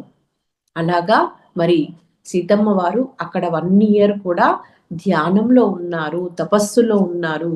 మళ్ళీ రాముడు వచ్చిన తర్వాత ఆ ఎనర్జీ అంతా కూడా ఆ యుద్ధ సమయంలో తను కనెక్ట్ చేశారు. అంతేకాకుండా మరి యుద్ధానికి ముందు రావణుడు దగ్గరికి వెళ్తాడంట. అప్పుడు రావణుడు బ్లెస్ చేస్తాడంట రాముణ్ణి, విజయోస్తు. అంటే రావణుడికి తెలుసు యుద్ధం వల్ల తనకి మరణం తప్పదు అని. కానీ అతను అదే కోరుకున్నాడు, యుద్ధాన్ని ఇష్టపడ్డాడు, యుద్ధాన్ని కోరుకున్నాడు. తన భార్య అయిన మండోదరి చెప్తుందంట, నేనున్నాను ఇక్కడ, నీకు కావాల్సింది స్త్రీలే కదా, నేనున్నాను నీకోసం, ఇక్కడ ఎంతో మంది స్త్రీలమున్నాము, ఆ సీతను ఎందుకు నువ్వు బాధ పెడుతున్నావు, తనను పంపించేసే రాముడి దగ్గరికి అని చెప్తుందంట. ఆయనే, నాకంతా తెలుసు, నువ్వేం నాకు చెప్పక్కర్లేదు అని చెప్పి. కొందరు ఏంటంటే మొండిగా ఉంటారనమాట, తెలిసి తప్పులు చేస్తూ ఉంటారు. మరి తెలిసి చేశాడనమాట రావణాసురుడు అదంతా కూడా. మళ్ళీ ఇంకా కొన్ని పాత్రల గురించి కూడా మళ్ళీ అడుగుతుంటాడు ఆనంద్ గారు పత్రిజిని ఇందులో ఇంటర్వ్యూలో. మనం ఏం చేస్తాము, సమ్మర్ హాలిడేస్ రాగానే పిల్లల్ని క్యాంప్స్ పంపిస్తూ ఉంటాము, సమ్మర్ క్యాంప్స్ కదా. అలాగా మరి రాముడు వాళ్ళని కూడా వాళ్ళ చిన్నతనంలో దశరథ మహారాజు కొంతకాలము అన్ని ఆశ్రమాల్లోకి వెళ్ళిరండి అని చెప్పి, మరి వాళ్ళు అంత చక్కగా బుద్ధిమంతులు, జ్ఞానవంతులు, అంత క్రమశిక్షణతో, నైతిక విలువలతో కూడి ఎలా జీవించారు అంటే, అప్పుడు అక్కడ ఉన్నటువంటి ఆ గురుకులాలు అక్కడ అవన్నీ నేర్పించేవాళ్ళు. ఇంట్లో ఎలా ఉండాలి, బయట ఎలా ఉండాలి, ఎవరితో ఎలా ఉండాలి, ఏ రకమైన ఆహారం ఉండాలి, అలవాట్లు ఇవన్నీ కూడా గురుకులాల్లో బోధించేవారు పిల్లలకి. అందుకే వాళ్ళంత చక్కగా మరి డిసిప్లిన్‌గా ఉన్నారు. తండ్రి మాట జవదాటలేదు రాముడు. రాముడి లక్ష్యం ఏంటి జీవితంలో? తండ్రి మాట జవదాటకుండా రామరాజ్యము, ధర్మ పాలన చేయడానికి ధర్మప్రభువుగా అవతరించారనమాట. మరి అప్పుడు అన్ని ఆశ్రమాలు తిరుగుతూ ఉన్నప్పుడు, తిరిగి వచ్చిన తర్వాత తనకి కాస్త వశిష్ఠ మహర్షి ఆశ్రమంకెళ్ళినప్పుడు అక్కడ ధ్యానం చేస్తాడంట. అది బాగా నచ్చింది ఆయనకు. తర్వాత ఇంటికొచ్చిన తర్వాత కూడా అతడు రూమ్‌లో కూర్చొని ఎప్పుడూ నిరంతరం ధ్యాన సాధనలో ఉన్నారంట. వైరాగ్యంలోకి వెళ్ళిపోయారు. అప్పుడు వీళ్ళు రాజు కదా! అలా ఉండడాన్ని ఇష్టపడరు కదా! దశరథుడికి బాధ పట్టుకుంది. భయమేసింది. ఇదేంటి నా కొడుకు ఏదో పోయి నేర్చుకొనొస్తాడు అనుకుంటే ఇలా వైరాగ్యంలోకెళ్ళిపోయాడు అని చెప్పి బాధపడి, అప్పుడు విశ్వామిత్రుడు వచ్చినప్పుడు విశ్వామిత్రుడిని నా కొడుకుతో కొంచెం జ్ఞానం ఇయ్యండి అని చెప్పి కోరుకుంటారంట. విశ్వామిత్రుడు రాముడి దగ్గరికెళ్ళి, నాయనా ఏంటిది? ఎందుకిలా చేస్తున్నావు అంటే, నాకు మీలాగే జీవించాలని ఉంది. అంటే అప్పుడు విశ్వామిత్రుడు చెప్తాడంట, మా జీవితాన్ని మేమిలా డిజైన్ చేసుకొని వచ్చాము. మా జన్మ ప్రణాళిక ఇది. కానీ నీ జన్మ ప్రణాళిక అది కాదు. నువ్వు ఒక రాజుగా వచ్చావు. నువ్వు రాజ్యం చెయ్యాలి. నువ్వు మాలాగా సన్యాసిలాగానో లేదో ఒక ఋషిలాగానో బ్రతకడానికి నీకు కుదరదు. నువ్వు ఒక మహారాజుగా జీవించాలి. నీ ధర్మాన్ని నువ్వు పాలించు అని చెప్తాడంట. చెప్పి మళ్ళీ వశిష్ఠ మహర్షి దగ్గరికి పంపిమని దశరథ మహారాజుకి సలహా ఇచ్చి వెళ్ళిపోతాడు. అప్పుడు వశిష్ఠ మహర్షి దగ్గరికి తీసుకెళ్తారు రాముణ్ణి. అప్పుడు ఒక 10 రోజులు వశిష్ఠ మహర్షికి మరియు రాముడికి ఇద్దరికి మధ్య సంవాదం జరుగుతుందంట. దానినే మరి యోగ వాసిష్టము అనేటువంటి పేరుతో వచ్చింది. అది ఎంతో సముద్రాల లక్ష్మణయ్య గారు రాసినటువంటి ఆ బుక్ అందరూ చదవాలి అని చెప్తారు. 30,000 శ్లోకాలతో కూడుకున్నటువంటిది యోగ వాసిష్టము. మీరందరూ తప్పకుండా చదవండి. ప్రతి పిరమిడ్ మాస్టరు తప్పక చదవాల్సిన గొప్ప పుస్తకము యోగ వాసిష్టము అని చెప్తారనమాట. దాని నుండి కొన్ని శ్లోకాలు తీసుకొని పత్రిజీ కూడా ఒక చిన్న బుక్‌గా చేశారంట. మరి మనం కొంచెం ధ్యాన జగత్ మాసపత్రికలో ఆ యోగ వాసిష్టము చదివాము. కానీ ఇంకా పరిపూర్ణంగా మనం కూడా ఆ బుక్ చదవాల్సి ఉంది అన్నమాట. ఎప్పుడైతే మరి వశిష్ఠుడి దగ్గరికెళ్ళిన తర్వాత అక్కడ వశిష్ఠుడు చేసిన జ్ఞానబోధ వల్ల తిరిగి మరి ఆ వైరాగ్యం నుండి బయటికొచ్చేసి తన యొక్క ధర్మాన్ని తను పాటిస్తాడనమాట. సో ఇక్కడ ఇంకొక పాత్ర విశ్వామిత్రుడి పాత్రను గురించి కూడా అడుగుతారనమాట. విశ్వామిత్రుడు ఫస్ట్ బేసికల్లీ రాజు తను. ఒకసారి వశిష్ఠ మహర్షి ఆశ్రమానికి వెళ్ళినప్పుడు అక్కడ వారు వేలాది మందికి వారి యొక్క సైన్యానికి వారికి ఆతిథ్యం ఇస్తారనమాట విశ్వామిత్రుడికి వశిష్ఠ మహర్షి. ఎలా ఇచ్చారు అంటే తన దగ్గర ఒక గోవు ఉంటుంది. ఆ గోవు కల్ప వృక్షం లాంటిది అనమాట. కామధేను అది. అడిగినవన్నీ ఇస్తుంటాది. అప్పుడు దాన్ని చూసిన తర్వాత ఈయనకి కోరిక కలిగింది. ఈ గోవు నా దగ్గర ఉంటే బాగుంటుంది అని. అతడు ఇవ్వలేదు. ఇవ్వకపోతే బలవంతంగా తీసుకెళ్తాడు. కానీ ఆ గోవు తిరిగి మళ్ళీ వశిష్ఠ మహర్షి దగ్గరికే వస్తుంది. అప్పుడు ఆలోచిస్తాడు. ఇది నా దగ్గర ఎందుకు ఉండలేకపోయింది? నా దగ్గర లేనిది వశిష్ఠ మహర్షి దగ్గర ఏముంది అని ఆలోచించి, ఓహో! అతను అప్పటికే బ్రహ్మర్షి అయినాడు. ఓహో! అతనికి బ్రహ్మర్షి ఆ స్థితిలో ఉన్నాడు, అది నేను కూడా పొందాలి అని చెప్పి తపస్సు స్టార్ట్ చేస్తాడు. 1000 ఏండ్లు ధ్యానం చేస్తాడు. ధ్యానం యొక్క తీవ్ర రూపమే తపస్సు. తపస్సు చేసిన తర్వాత కొంతకాలానికి ఏమైంది, మేనక వచ్చిందనమాట. మేనక వచ్చినప్పుడు ఆయన ఏం చేస్తాడు, మరి ఆమెను పెళ్లి చేసుకుంటాడు. వాళ్ళిద్దరికీ సంతానం కలుగుతుంది, శకుంతల. సో ఇక్కడ క్వశ్చన్ వేస్తారు, ఆయన చేసింది తప్ప రైటా? అలా తపస్సు చేసుకునేవాడు చేసుకోకుండా అలా పెళ్లి చేసుకోవడం ఏంటి అని. ఇక్కడ సార్ ఏం చెప్తారంటే, ఆయన చేసింది కరెక్టే. కామి గాని వాడు మోక్షగామి కాలేడు. అంటే లోపల కోరికలు పెట్టుకొని నేను బ్రహ్మర్షిని కావాలి, మహర్షిని రాజర్షిని కావాలి అంటే ఎలా అవుతాడు? ఇక్కడ మరి సదానంద యోగి గారు, మన గురువు గారి యొక్క గురువు గారైన సదానంద యోగి గారి వాక్యాలు చెప్తారనమాట. ఏది కోరరాదు, కోరక వస్తే కాదనరాదు, వస్తే వస్తుందని సంబరపడరాదు, పోతే పోతుందని బాధపడరాదు. వస్తే రాని, ఉంటే ఉండని, పోతే పోని. విశ్వామిత్రుడు కోరుకున్నాడా నాకు మేనక కావాలి, ఒక స్త్రీ కావాలని? కోరుకోలేదు. తను కోరకుండా తన జీవితంలోకి వచ్చిన దాన్ని తను ఏం చేశాడు, స్వీకరించాడు, అంగీకరించాడు, పెళ్లి చేసుకున్నాడు, చక్కగా ఎంజాయ్ చేశాడు.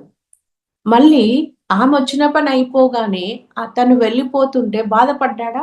బాధపడలేదు. పోతే పోని. అంటే తను వచ్చిన ముందు ఎలా ఉన్నాడో మళ్ళీ తను వెళ్ళిపోయిన తర్వాత కూడా అలాగే ఉన్నాడనమాట. అలా ఉండాలి మనం కూడా. అంటే ఉన్నదున్నట్టుగా మన జీవితంలోకి వచ్చే ప్రతి దాన్ని మనం అంగీకరించాలి, యాక్సెప్ట్ చెయ్యాలి. న్యాచురల్ గా మన జీవితంలోకి ఏది ఇస్తుందో, నేచర్ ఏది ఇస్తుందో దాన్ని ఇస్తే ఓకే, ఇయ్యకపోయినా ఓకే, అలాగా ఉండాలి. మరి విశ్వామిత్రుడు కూడా అలా చేసి మళ్ళీ తపస్సు చేసి తను కూడా బ్రహ్మర్షి అయినాడు అనమాట. అంటే పట్టుదల ఎక్కడా వదిలిపెట్టలేదు తను, నేను బ్రహ్మర్షిని కావాలి అనేటువంటి ఆ పట్టును ఎక్కడ సడలించలేదు. అందుకే చెప్తారు కదా, పట్టు పట్టరాదు, పట్టి విడువరాదు, పట్టి విడుచుట కంటే పడి చచ్చుట మేలు, విశ్వదాభిరామ వినురవేమ. ఎప్పుడూ కూడా అలాగే ఉండాలి. మరి మనం కూడా అందరూ చేస్తున్నారు, ధ్యానం అంట, మెడిటేషన్ అంట అని చెప్పి ఒక్కరోజు వెళ్ళి 2 రోజులు వెళ్ళి 3వ రోజు మానేస్తారు చాలా మంది. కానీ వాళ్ళే మిస్ అయిపోతారు. ఏదైనా కూడా దాన్ని పూర్తిగా పరిపూర్ణంగా తెలుసుకోవాలన్నమాట ఇక్కడ. సో అలా విశ్వామిత్రుడి పాత్ర కూడా ఎంతో గొప్పది అని చెప్తారన్నట్టు. ఇంకా ఎంత టైం ఉంది మేడం?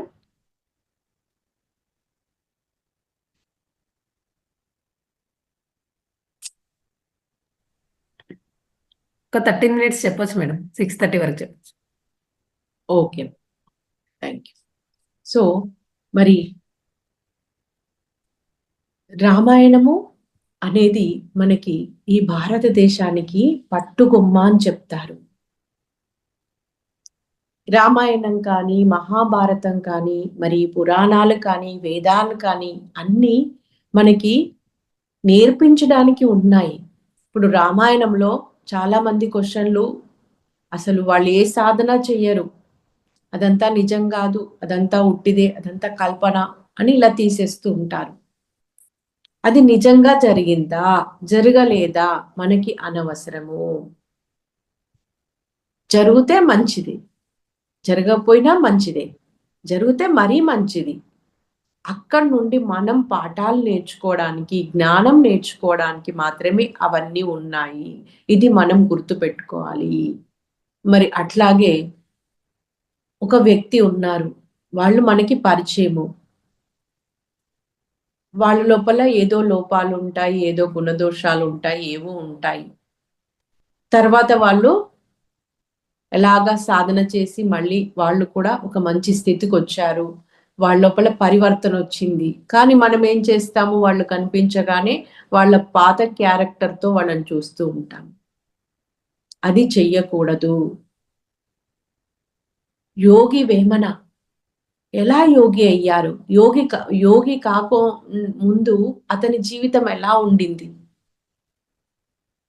మనమంతా పిరమిడ్ మాస్టర్లను సార్ దగ్గరికి వెళ్ళినప్పుడు సార్కి తెలుసు ఒక్కొక్కరిలో ఎన్ని లోపాలు ఉన్నాయి, ఎన్ని గుణదోషాలు ఉన్నాయి, వాళ్ళు ఎలాంటి స్థితిలో ఉన్నారు.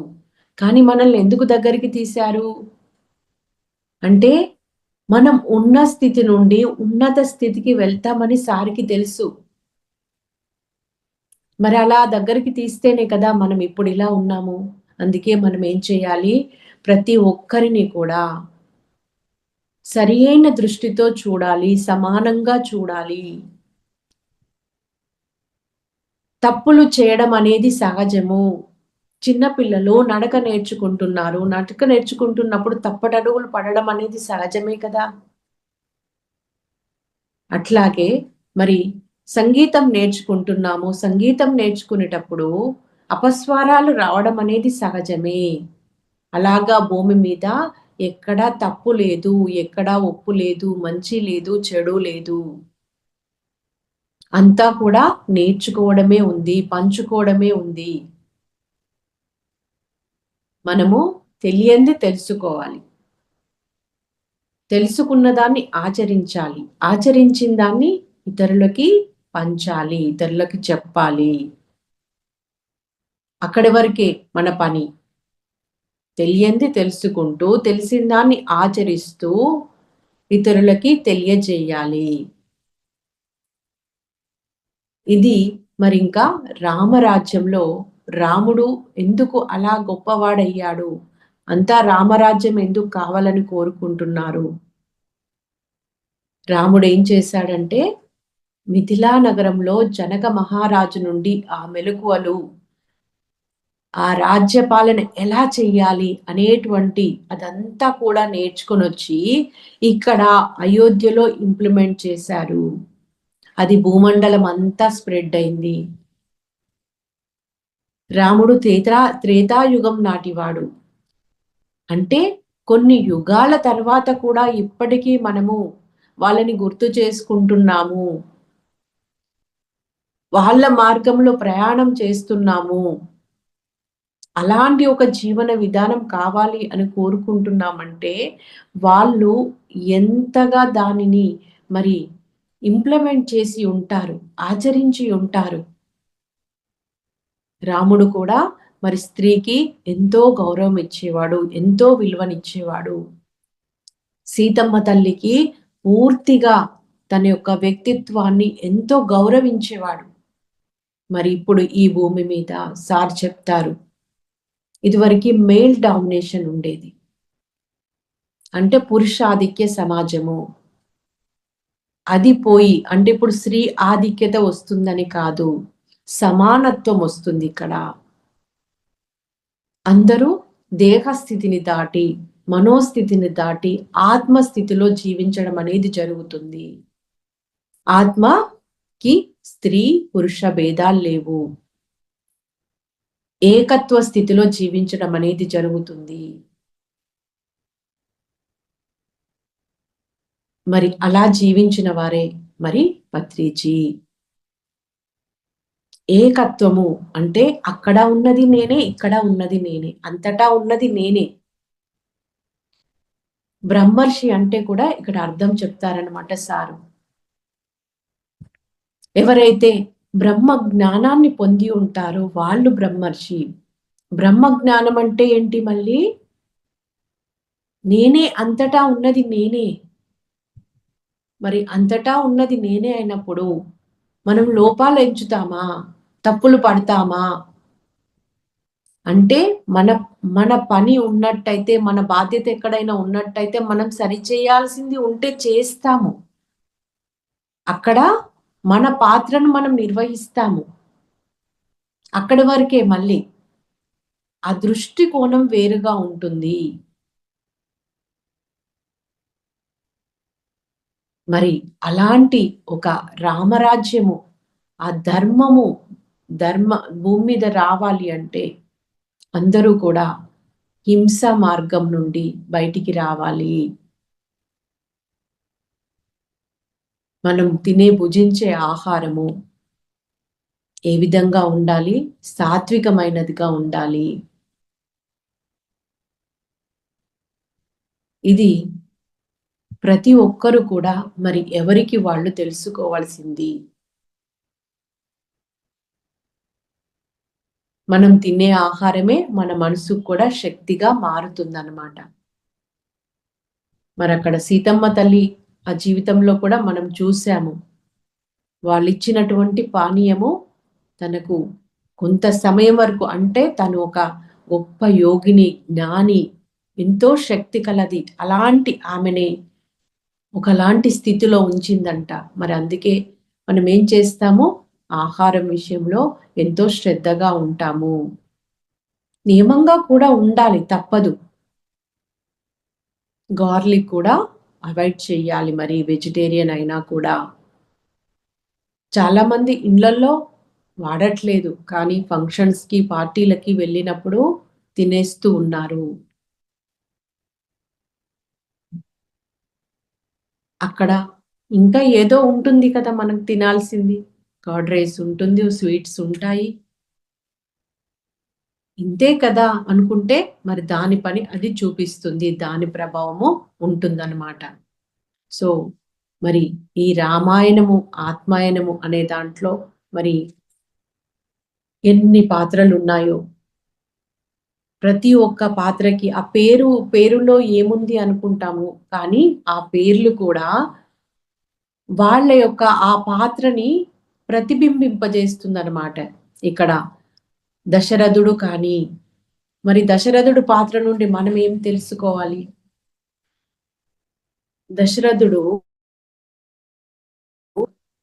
మోహంలో ఉండిపోయాడు. తను ఏం చేస్తాడంటే ఒకసారి వేటకెళ్తాడనమాట. వేటకెళ్ళినప్పుడు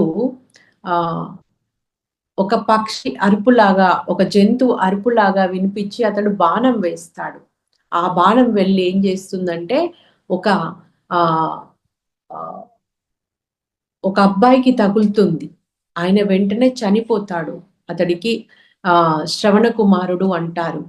ఇద్దరు తల్లి తండ్రి ఇద్దరు కూడా గ్రుడ్డి వాళ్ళనమాట. వాళ్ళకి ఇంకా వేరే ఆధారం లేదు, కొడుకే చూసుకోవాలి. అప్పుడు ఆయన దగ్గరికి వెళ్ళి చూసేసరికి అయ్యో నేను ఎంత పని చేశాను అనుకొని ఆ తల్లిదండ్రుల దగ్గరికి వెళ్తాడు. వెళ్ళి ఇది జరిగింది అని చెప్పగానే వాళ్ళు శాపం ఇస్తారన్నమాట. నువ్వు కూడా పుత్రశోకంతో మరణిస్తావు అని చెప్పి శాపం ఇచ్చి వెంటనే చనిపోతారు వాళ్ళు. ఆ శాపము యొక్క భయం ఉంటుంది ఆయన లోపల. అందుకే రాముడి పట్ల ఆయన మోహంలో ఉండిపోయాడు. రాముడు వనవాసానికి వెళ్తే కూడా అతడు ఇష్టపడలేదు. అందుకే ఆ మోహం ఏం చేసిందంటే చివరికి ఆయనను మరణానికి దగ్గర చేసింది, చావుకు దగ్గర చేసింది. ఇంకా తను బ్రతకలేకపోయాడనమాట. జీవితాన్నే కోల్పోయాడు దశరథుడు మోహం వల్ల. రాముడి పట్ల ప్రేమ కాదది, మోహం. ప్రేమ వేరే, మోహం వేరే అండి. ప్రేమ ఏం చేస్తుంది? ఉన్నది ఉన్నట్టుగా అంగీకరిస్తుంది ప్రతిదాన్ని. వాళ్ళ మంచి కోరుకుంటుంది, కానీ ఆశ పడదు. ఎక్స్పెక్టేషన్ అనేది ఉండకూడదు. ఆశించడం వల్ల ఏమవుతుంది అంటే మనం ఎక్స్పెక్ట్ చేసింది, మనం ఆశించింది మన జీవితంలోకి రాకపోతే మనకి దుఃఖం ఉంటుంది, బాధ ఉంటుంది, దానివల్ల కోపం వస్తుంది. అందుకని ఎప్పుడు దేని గురించి ఎక్స్పెక్టేషన్స్ పెట్టుకోకూడదు, ఆశలు పెట్టుకోకూడదు. చేయవలసింది చేసుకుంటూ పోవాలి. చేయవలసింది చేసినప్పుడు రావలసింది వస్తుందన్నమాట. మరి మళ్ళీ ఒక్కసారి రిమైండ్ చేసుకుందాము. మనకి ఈ 5 వేళ్లతో సారు ఎన్నో అద్భుతమైన కాన్సెప్ట్లు ఇచ్చారు. దాంట్లో ఈరోజు ఇచ్చింది ఈ 5 వేళ్లలో మొదటిది కుంభకర్ణుడు శరీరానికి ప్రతీక, రెండవది రావణాసురుడు మనసుకు ప్రతీక, మూడవది విభీషణుడు బుద్ధికి ప్రతీక, 4 రాముడు ఆత్మకి ప్రతీక, 5వది మరి శ్రీకృష్ణ పరమాత్మ సర్వాత్మకి ప్రతీక. మనము ఏమంటాము? రామరాజ్యం అంటాము, కృష్ణరాజ్యము, యేసురాజ్యము అనము కదా. ఎందుకు రామరాజ్యం అంటామంటే రాముడు ధర్మ ప్రభువు కాబట్టి, ధర్మానికి ప్రతీక కాబట్టి అందుకే రామరాజ్యం అంటున్నాము. మరి ఈ భూమి మీద ఇప్పుడు కూడా మళ్ళీ తిరిగి రామరాజ్యం వస్తుందండి. ఈ భూమండలం అంతా కూడా మళ్ళీ తిరిగి పునర్వైభవాన్ని పొందుతుంది, స్వర్ణయుగంగా మారబోతుంది. మనమందరము ఇలాంటి సమయంలో ఉండడము మనందరి పూర్వజన్మలో చేసుకున్నటువంటి సుకృతము. అలాంటి ఒక గొప్ప గురువు పత్రిజీతో మనం వచ్చాము అంటేనే అది ఎన్నో జన్మలుగా మనం చేసుకున్నటువంటి ఆ పూర్వజన్మ సుకృతం వల్లనే ఇప్పుడు ఈ సమయంలో మనమంతా ఉన్నాము. మరి మనం ధ్యానం చేస్తున్నాము, జ్ఞానాన్ని పొందుతున్నాము. చక్కగా ఆనందంగా కాదు, ఇక్కడ ఆనందము అంటే అర్థం ఏంటంటే అవగాహనతో కూడి జీవించడము. స్పిరిచువాలిటీ అంటే అవగాహనతో కూడిన జీవితము. అన్నింటి పట్ల యాక్సెప్టెన్సీ. ఈ స్పిరిచువాలిటీ అనేది మరి అక్కడ రావణాసురుల్లో లోపించింది. ధ్యానము ప్లస్ ధర్మము ఈజ్ ఈక్వల్ టు ఆధ్యాత్మికత. ధ్యానం ఒక్కటి ఉంటే సరిపోదు, ధర్మం కూడా ఉండాలి. ధర్మం ఉండాలి అంటే మరి దానికి సాధన 3 ఇచ్చారు చక్కగా. ధ్యానము, స్వాధ్యాయము, సజ్జన సాంగత్యము. ఇవి 3 మనం ఫాలో అవుతూ మరి అందరికీ మనం తెలుసుకున్నది, మనం నేర్చుకున్నది అందరికీ అందించినప్పుడు, ఆ ధ్యానాన్ని అందించినప్పుడు అందరూ కూడా మరి జ్ఞానాన్ని పొంది చక్కగా మరి ఆ ధర్మాన్ని ఆచరిస్తారనమాట. మరి దానికోసము మనకి భగవద్గీతలో ఆ ధర్మప్రభు మళ్ళీ అవతరిస్తారు భూమి మీద అనే దానికి ఒక చక్కటి శ్లోకం ఉంది. ఇది చెప్పుకొని ముగించుకుందాం. పరిత్రాణాయ సాధూనాం వినాశాయ చ దుష్కృతాం ధర్మ సంస్థాపనార్థాయ సంభవామి యుగే యుగే, సంభవామి యుగే యుగే, సంభవామి యుగే యుగే. అంటే శిష్టులను రక్షించడానికి, దుష్టులను శిక్షించడానికి మళ్ళీ మళ్ళీ నేను భూమి మీదకి వస్తాను, అవతరిస్తాను అని శ్రీకృష్ణ పరమాత్మ చెప్పారు. మరి ఇక్కడ కృష్ణుడు ఒక్కరు కాదండి. ఎవరైతే విశ్వ కళ్యాణంలో, లోక కళ్యాణంలో పాలు పంచుకుంటున్నారో, అద్భుతమైనటువంటి ఈ ఆధ్యాత్మిక మార్గంలో ప్రయాణం చేస్తూ అందరి కోసము పని చేస్తున్నారు, అందరూ కూడా ఆ శ్రీకృష్ణ జాతికి చెందిన వారే. ఇక ఈ భూమి మీద కౌరవ జాతి అంతమైపోయి పాండవ జాతి ఎక్కువ సంఖ్య పెరిగింది. ఆ పాండవులందరూ కూడా అంటే ఎవరైతే అధర్మంలో ఉంటారో వాళ్ళు కౌరవ జాతి, ఎవరైతే ధర్మంలో ఉంటారో వాళ్ళు పాండవ జాతి, ఎవరైతే సేవలో ఉంటారో వాళ్ళు శ్రీకృష్ణ జాతి. ఇక ఈ భూమండలం అంతా కూడా శ్రీకృష్ణ జాతిలోకి వస్తుంది. దానికోసము మరి ఇంత అద్భుతమైన ధ్యాన జ్ఞాన కార్యకలాపాలు ఎంతో మంది నిర్వహిస్తున్నారు పిరమిడ్ మాస్టర్లు. సో అందరికీ ధన్యవాదాలు.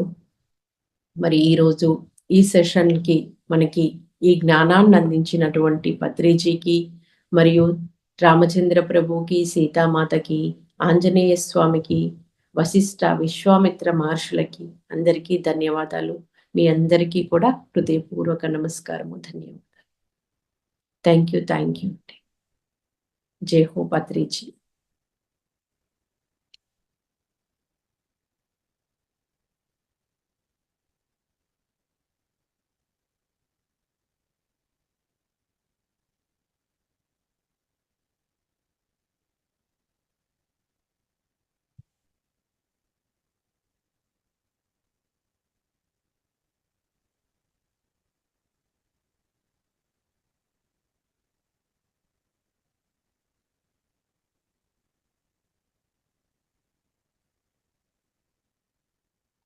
ఉన్నారా మేడం?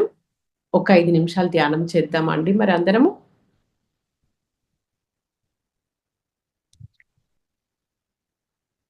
కళ్ళజోళ్ళు ఉంటే తీసి పక్కన పెడదాము. కాళ్ళు 2 క్రాస్ చేసుకుందాము. కళ్ళు 2 మూసుకుందాము. కాళ్ళు క్రాస్ చేసుకోవడం ద్వారా 10% శక్తి, చేతుల్లో వేళ్ళల్లో వేలు పెట్టుకోవడం ద్వారా 10% శక్తి, కళ్ళు మూసుకోవడం ద్వారా 80% శక్తి ఆదా అవుతుంది. ఆ సీతారామచంద్ర ప్రభులు, హనుమంతుడు, ఆ సప్త ఋషులు అందరి యొక్క ఎనర్జీస్తో, పత్రిజీ యొక్క ఎనర్జీస్తో కనెక్ట్ అయ్యి చక్కగా ఒక 5 నిమిషాలు శ్వాస మీద ధ్యాస.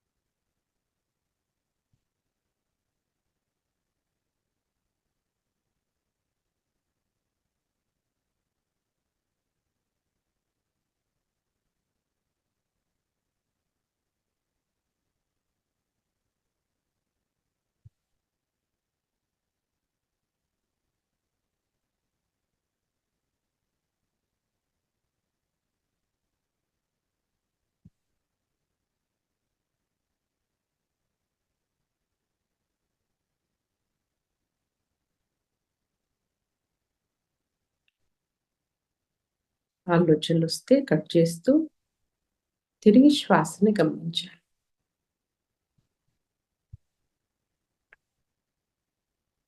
ఆలోచనలు రాకపోతే మనలో ఏం జరుగుతుంది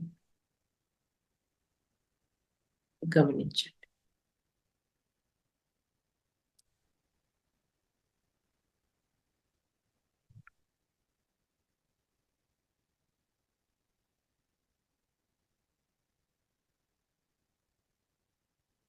లాస్ట్ 1 మినిట్.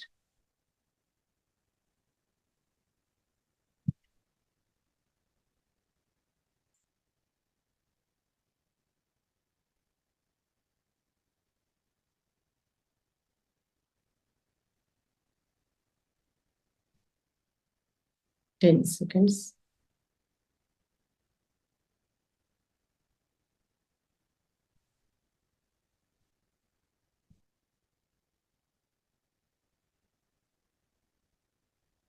ఫ్రెండ్స్, మన చేతుల్ని కళ్ళ మీద బోర్లించుకున్నాము. 5, 4, 3, 2, 1, 0. నెమ్మదిగా నిదానంగా కళ్ళు తెరుద్దాం.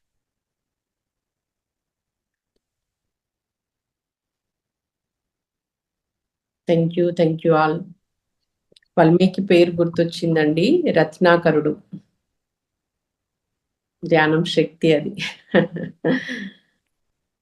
థ్యాంక్ యూ ధ్యాన కోణంలో అంటే మామూలుగా రామాయణం ఆత్మాయణము, సారీ మేడం నాకు నెట్ డిస్కనెక్ట్ అయింది.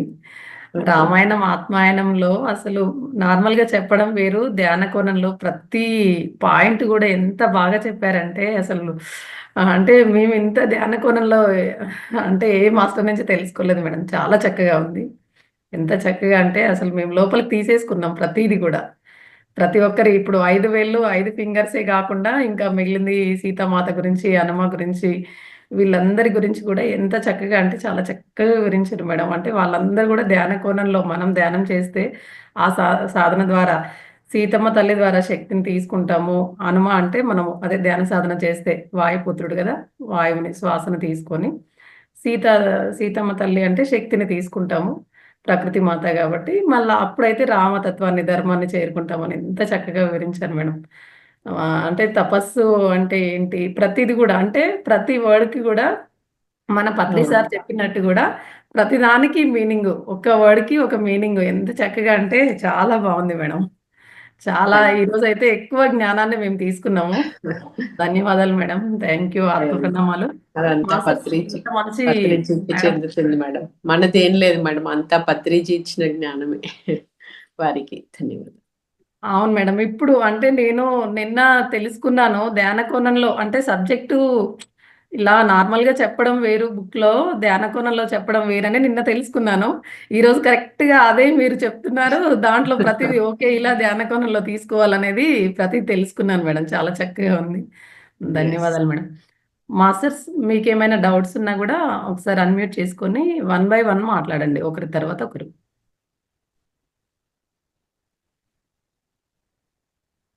మేడం చెప్పిన దానిపైన డౌట్ ఉన్నా, లేకుండా మేడం ఎలా చెప్పారు ఏంటి అనేది గూడా ఒకసారి అన్‌మ్యూట్ చేసుకొని మాట్లాడండి. నమస్తే ఆచిత నమస్కారం మేడం మేడం. మాట్లాడండి మేడం.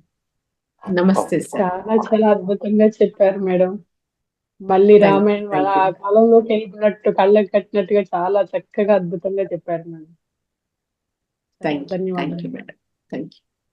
సీతాయనము రీసెంట్‌గా అంటే కొంత భాగం తెలుసుకున్నాం మేడం. మొత్తంగా కాదు. మళ్ళీ సీక్వెన్స్‌లో ఇప్పుడు ఇది గూడా కొంచెం మ్యాచింగ్‌లో ఉండడం వల్ల సీతామాత గురించి కూడా తెలుసుకున్నారు. అపోహలు అప్పుడే పటాపంచలైపోయాయి అందరికి. అవును. చాలా బాగుంది మేడం. అవును. నమస్కారం మేడం. నమస్తే సార్. రామాయణము మనం విన్నాము, కానీ రామాయణంలో ఈ రోజు తెలుసుకున్న ఈ విషయాలు ఎక్కడ నేను వినలేదు మేడం.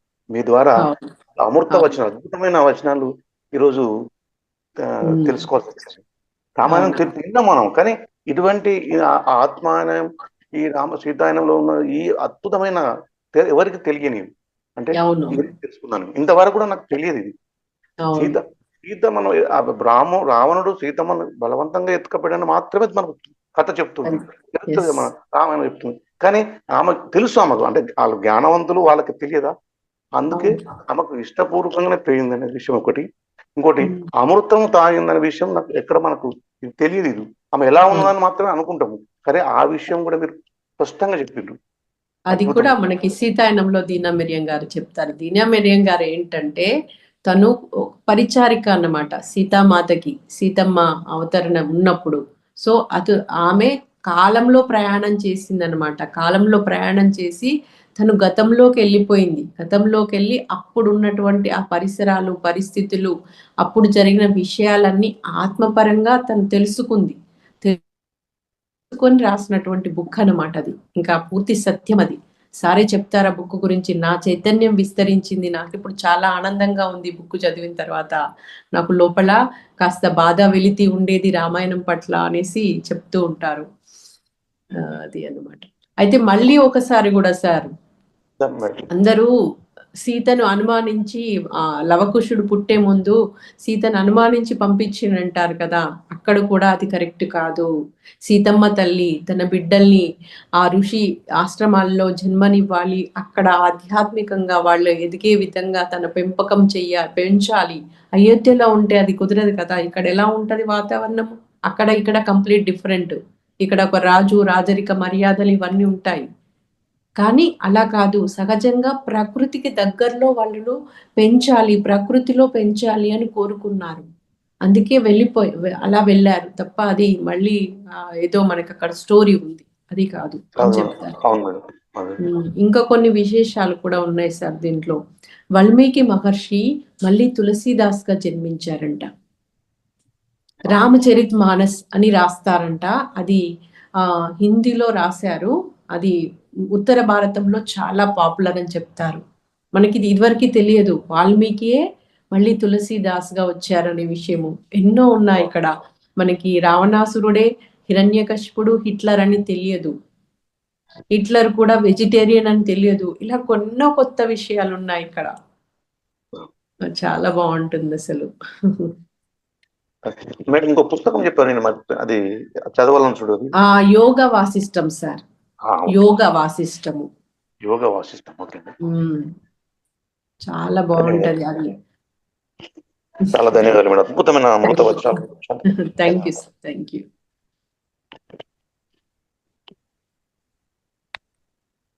మాట్లాడాలమ్మా, అందరము మాట్లాడడం స్టార్ట్ చెయ్యాలి. ఎందుకంటే ఇప్పుడు ఒకటి విన్నప్పుడు మన లోపల కూడా కొన్ని అనుభూతులు కలుగుతాయి. అవి పంచుకోవాలనుకుంటాము. పంచుకోవాలనుకున్నవి పంచుకోనప్పుడు అవి లోపల ఏమైతాయి, అణిగిపోతాయి. దేన్ని అంచుకోకూడదు. మనకు తెలిసింది ఒక్క మాట, 2 మాటలు ఏదనిపిస్తే అది షేర్ చేయడము, అందరితో పంచుకోవడము, మాట్లాడము, ఇవి తప్పకుండా చెయ్యాలి మనం. లేదమ్మా, చెయ్యాలా వద్దా అనురాధ మేడం? చెయ్యాలండి చెయ్యాలి. మేడం.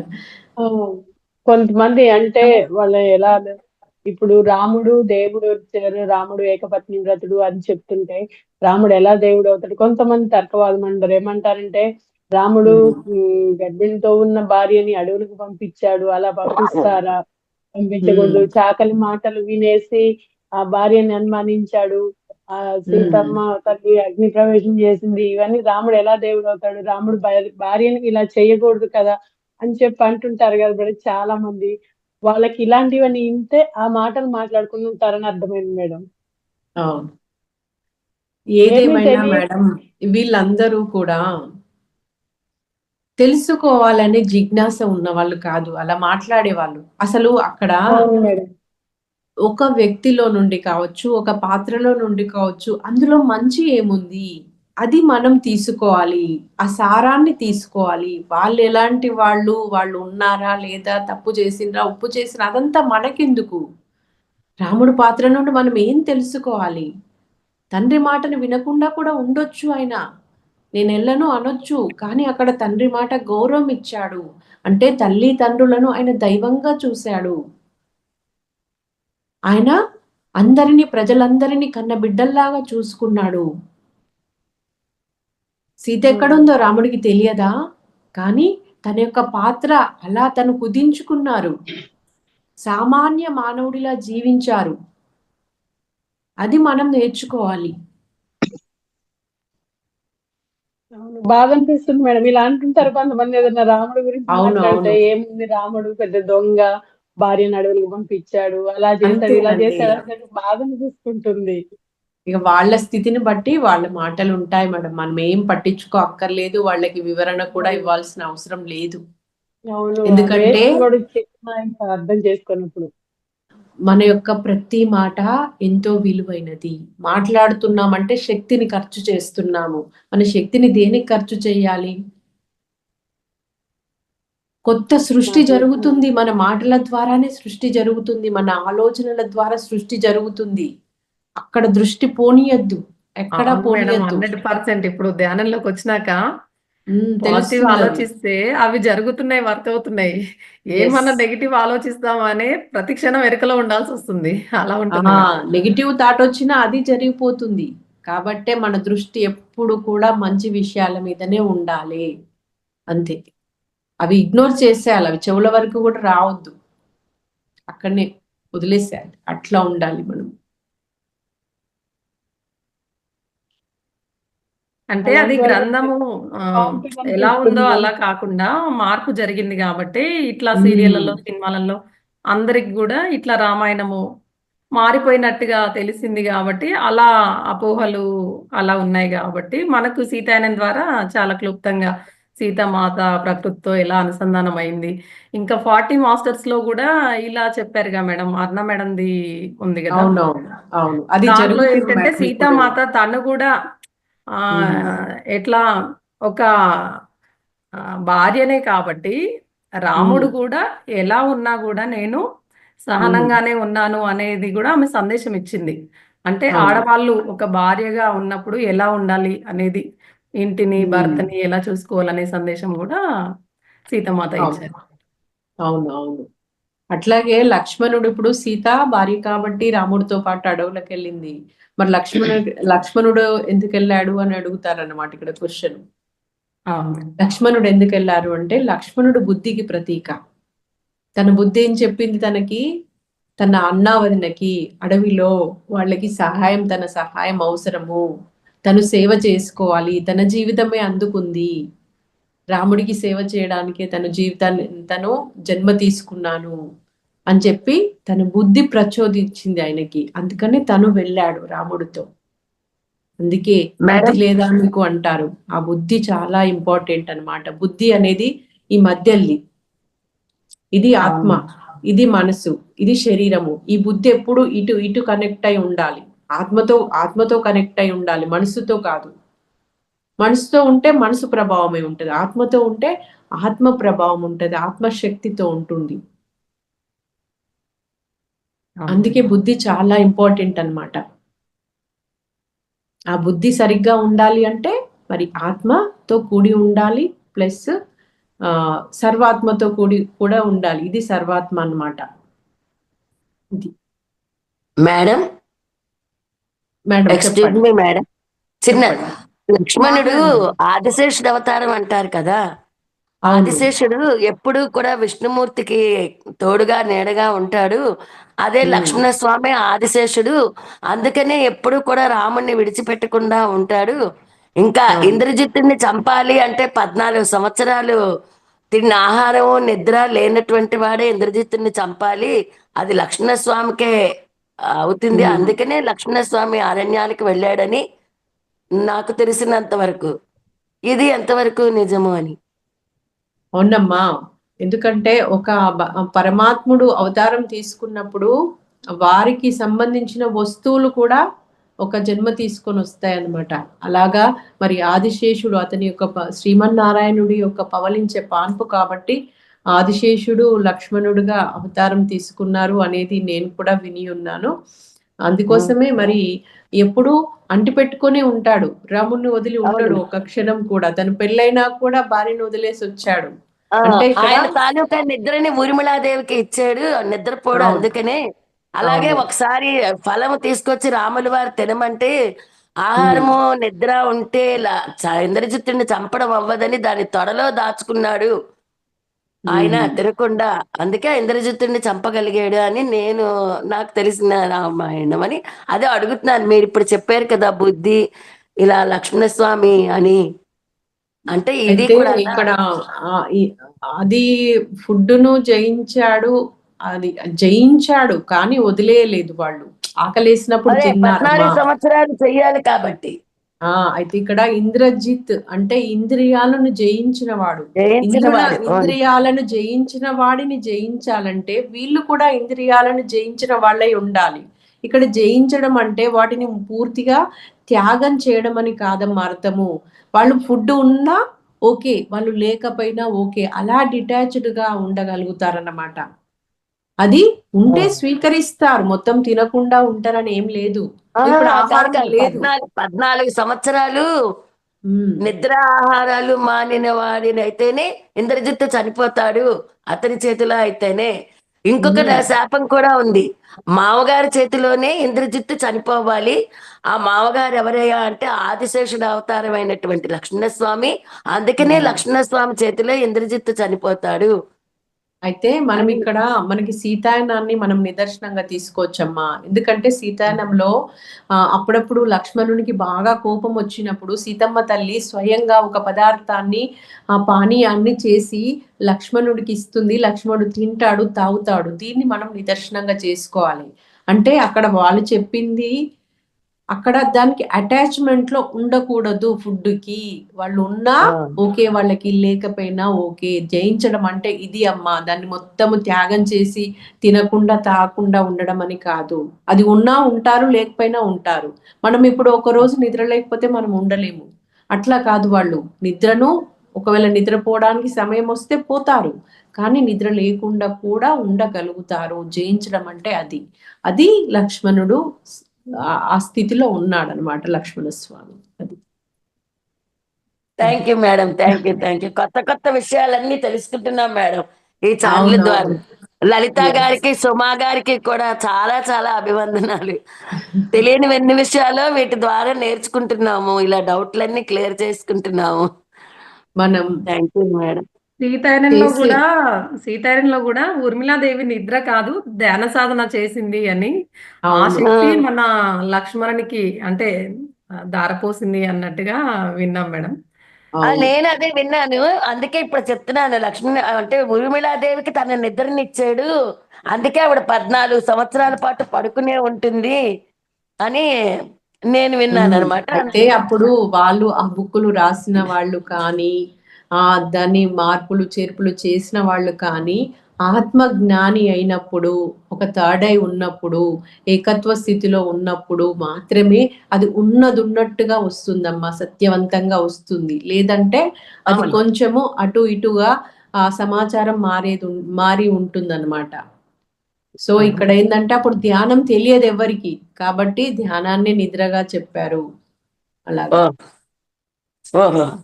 ఓకే కానీ మేడం. Thank you. ఆహారం అనే దానికి మాత్రము ఎంతో విశిష్టత ఉందమ్మా. అందుకే సీతమ్మ తల్లి ఎవరు బాధలో ఉన్నా సరే ఫస్ట్ తను చక్కగా ఏదో ఒక పానీయం తయారు చేసి వాళ్ళకి తీసుకెళ్లి వాళ్ళతో తినిపించడం, తాగిపించడం చేసేది. ఎందుకంటే వాళ్ళు ఏదన్నా బాధలో ఉన్నప్పుడు మనం వెళ్ళి ఒక్క మాట మనం ఏదో సానుభూతిగా మాట్లాడితే వాళ్ళకి ఏం లాభము?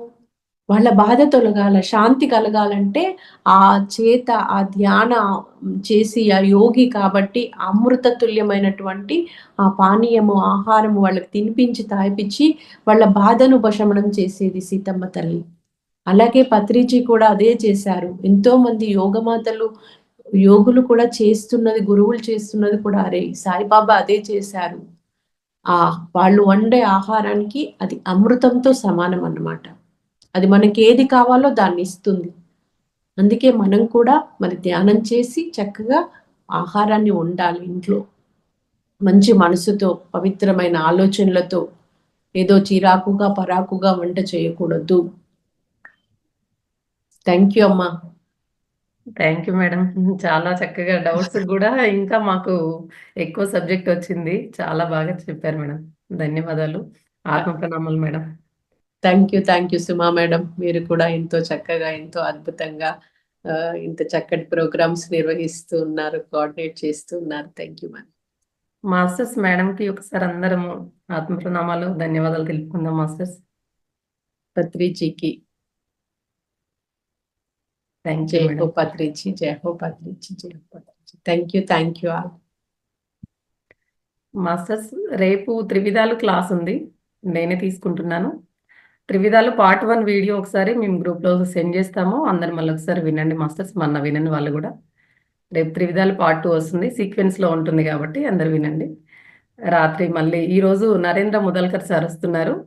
Sir 33 years experience. అందరు వీడియోస్ ఆన్ చేసుకొని సార్ ఎనర్జీని మీరు తీసుకోండి మాస్టర్స్, మీ ఎనర్జీ సార్ ఏం తీసుకోరు. అందరూ వీడియోస్ ఆన్ చేసుకొని జాయిన్ అవ్వండి కంపల్సరీ ఈవినింగ్ క్లాస్లో. ధన్యవాదాలు మాస్టర్స్. మేడం మీరు ఏమనుకోనంటే స్మాల్ చెప్పండి మేడం. జ్ఞానం తీసుకుందాం మేడం. ఓకే, ఎనర్జీ తీసుకోవడం కాదు.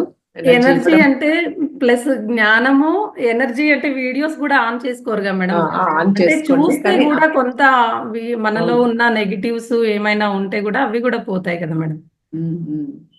నేను అనేది ఏంటంటే ఎనర్జీ తీసుకుందాము, వాళ్ళ దగ్గరికి వెళ్ళి ఆ మాట ఉపయోగించే బదులు జ్ఞానం తీసుకుందాం అందాము అంటున్నా అంతే madam. Okay madam. Videos open చేసుకోవడం చాలా మంచిదమ్మా. ఎందుకంటే ఒక ప్రోగ్రామ్ జరుగుతుంది అంటే మేడం చెప్పినట్టు అక్కడ గురువులు, యాస్ట్రల్ గా మాస్టర్స్ కూడా ఉండి నడిపిస్తున్నారు వీటిని. మన ఎనర్జీ ఒకటే కాదు. సో వీడియోస్ ఓపెన్ చేసుకొని వీలున్నప్పుడంతా కూడా చేసుకొని ఉండడం అనేది చాలా మంచిది. శ్రద్ధతో వినడం అనేది కూడా చాలా మంచిది. శ్రద్ధతో విన్నప్పుడే ఆ అనుభవంతో, వాళ్ళు చెప్పే అనుభవంతో మనం పూర్తిగా కనెక్ట్ అయిపోతాం. అది మన అనుభవంగా మారిపోతుంది. అప్పుడు ఆ జ్ఞానాన్ని మనం కూడా సొంతం చేసుకుంటాం అన్నమాట మేడం చెప్పినట్టు. Okay, thank you. Okay thank you madam. Thank you masters. రాత్రి 9 గంటల క్లాస్లో మళ్ళీ కలుసుకుందాం. అంతవరకు సెలవు. ధన్యవాదాలు మాస్టర్స్. జై హో పత్రిజీ. జై హో పత్రిజీ మేడం.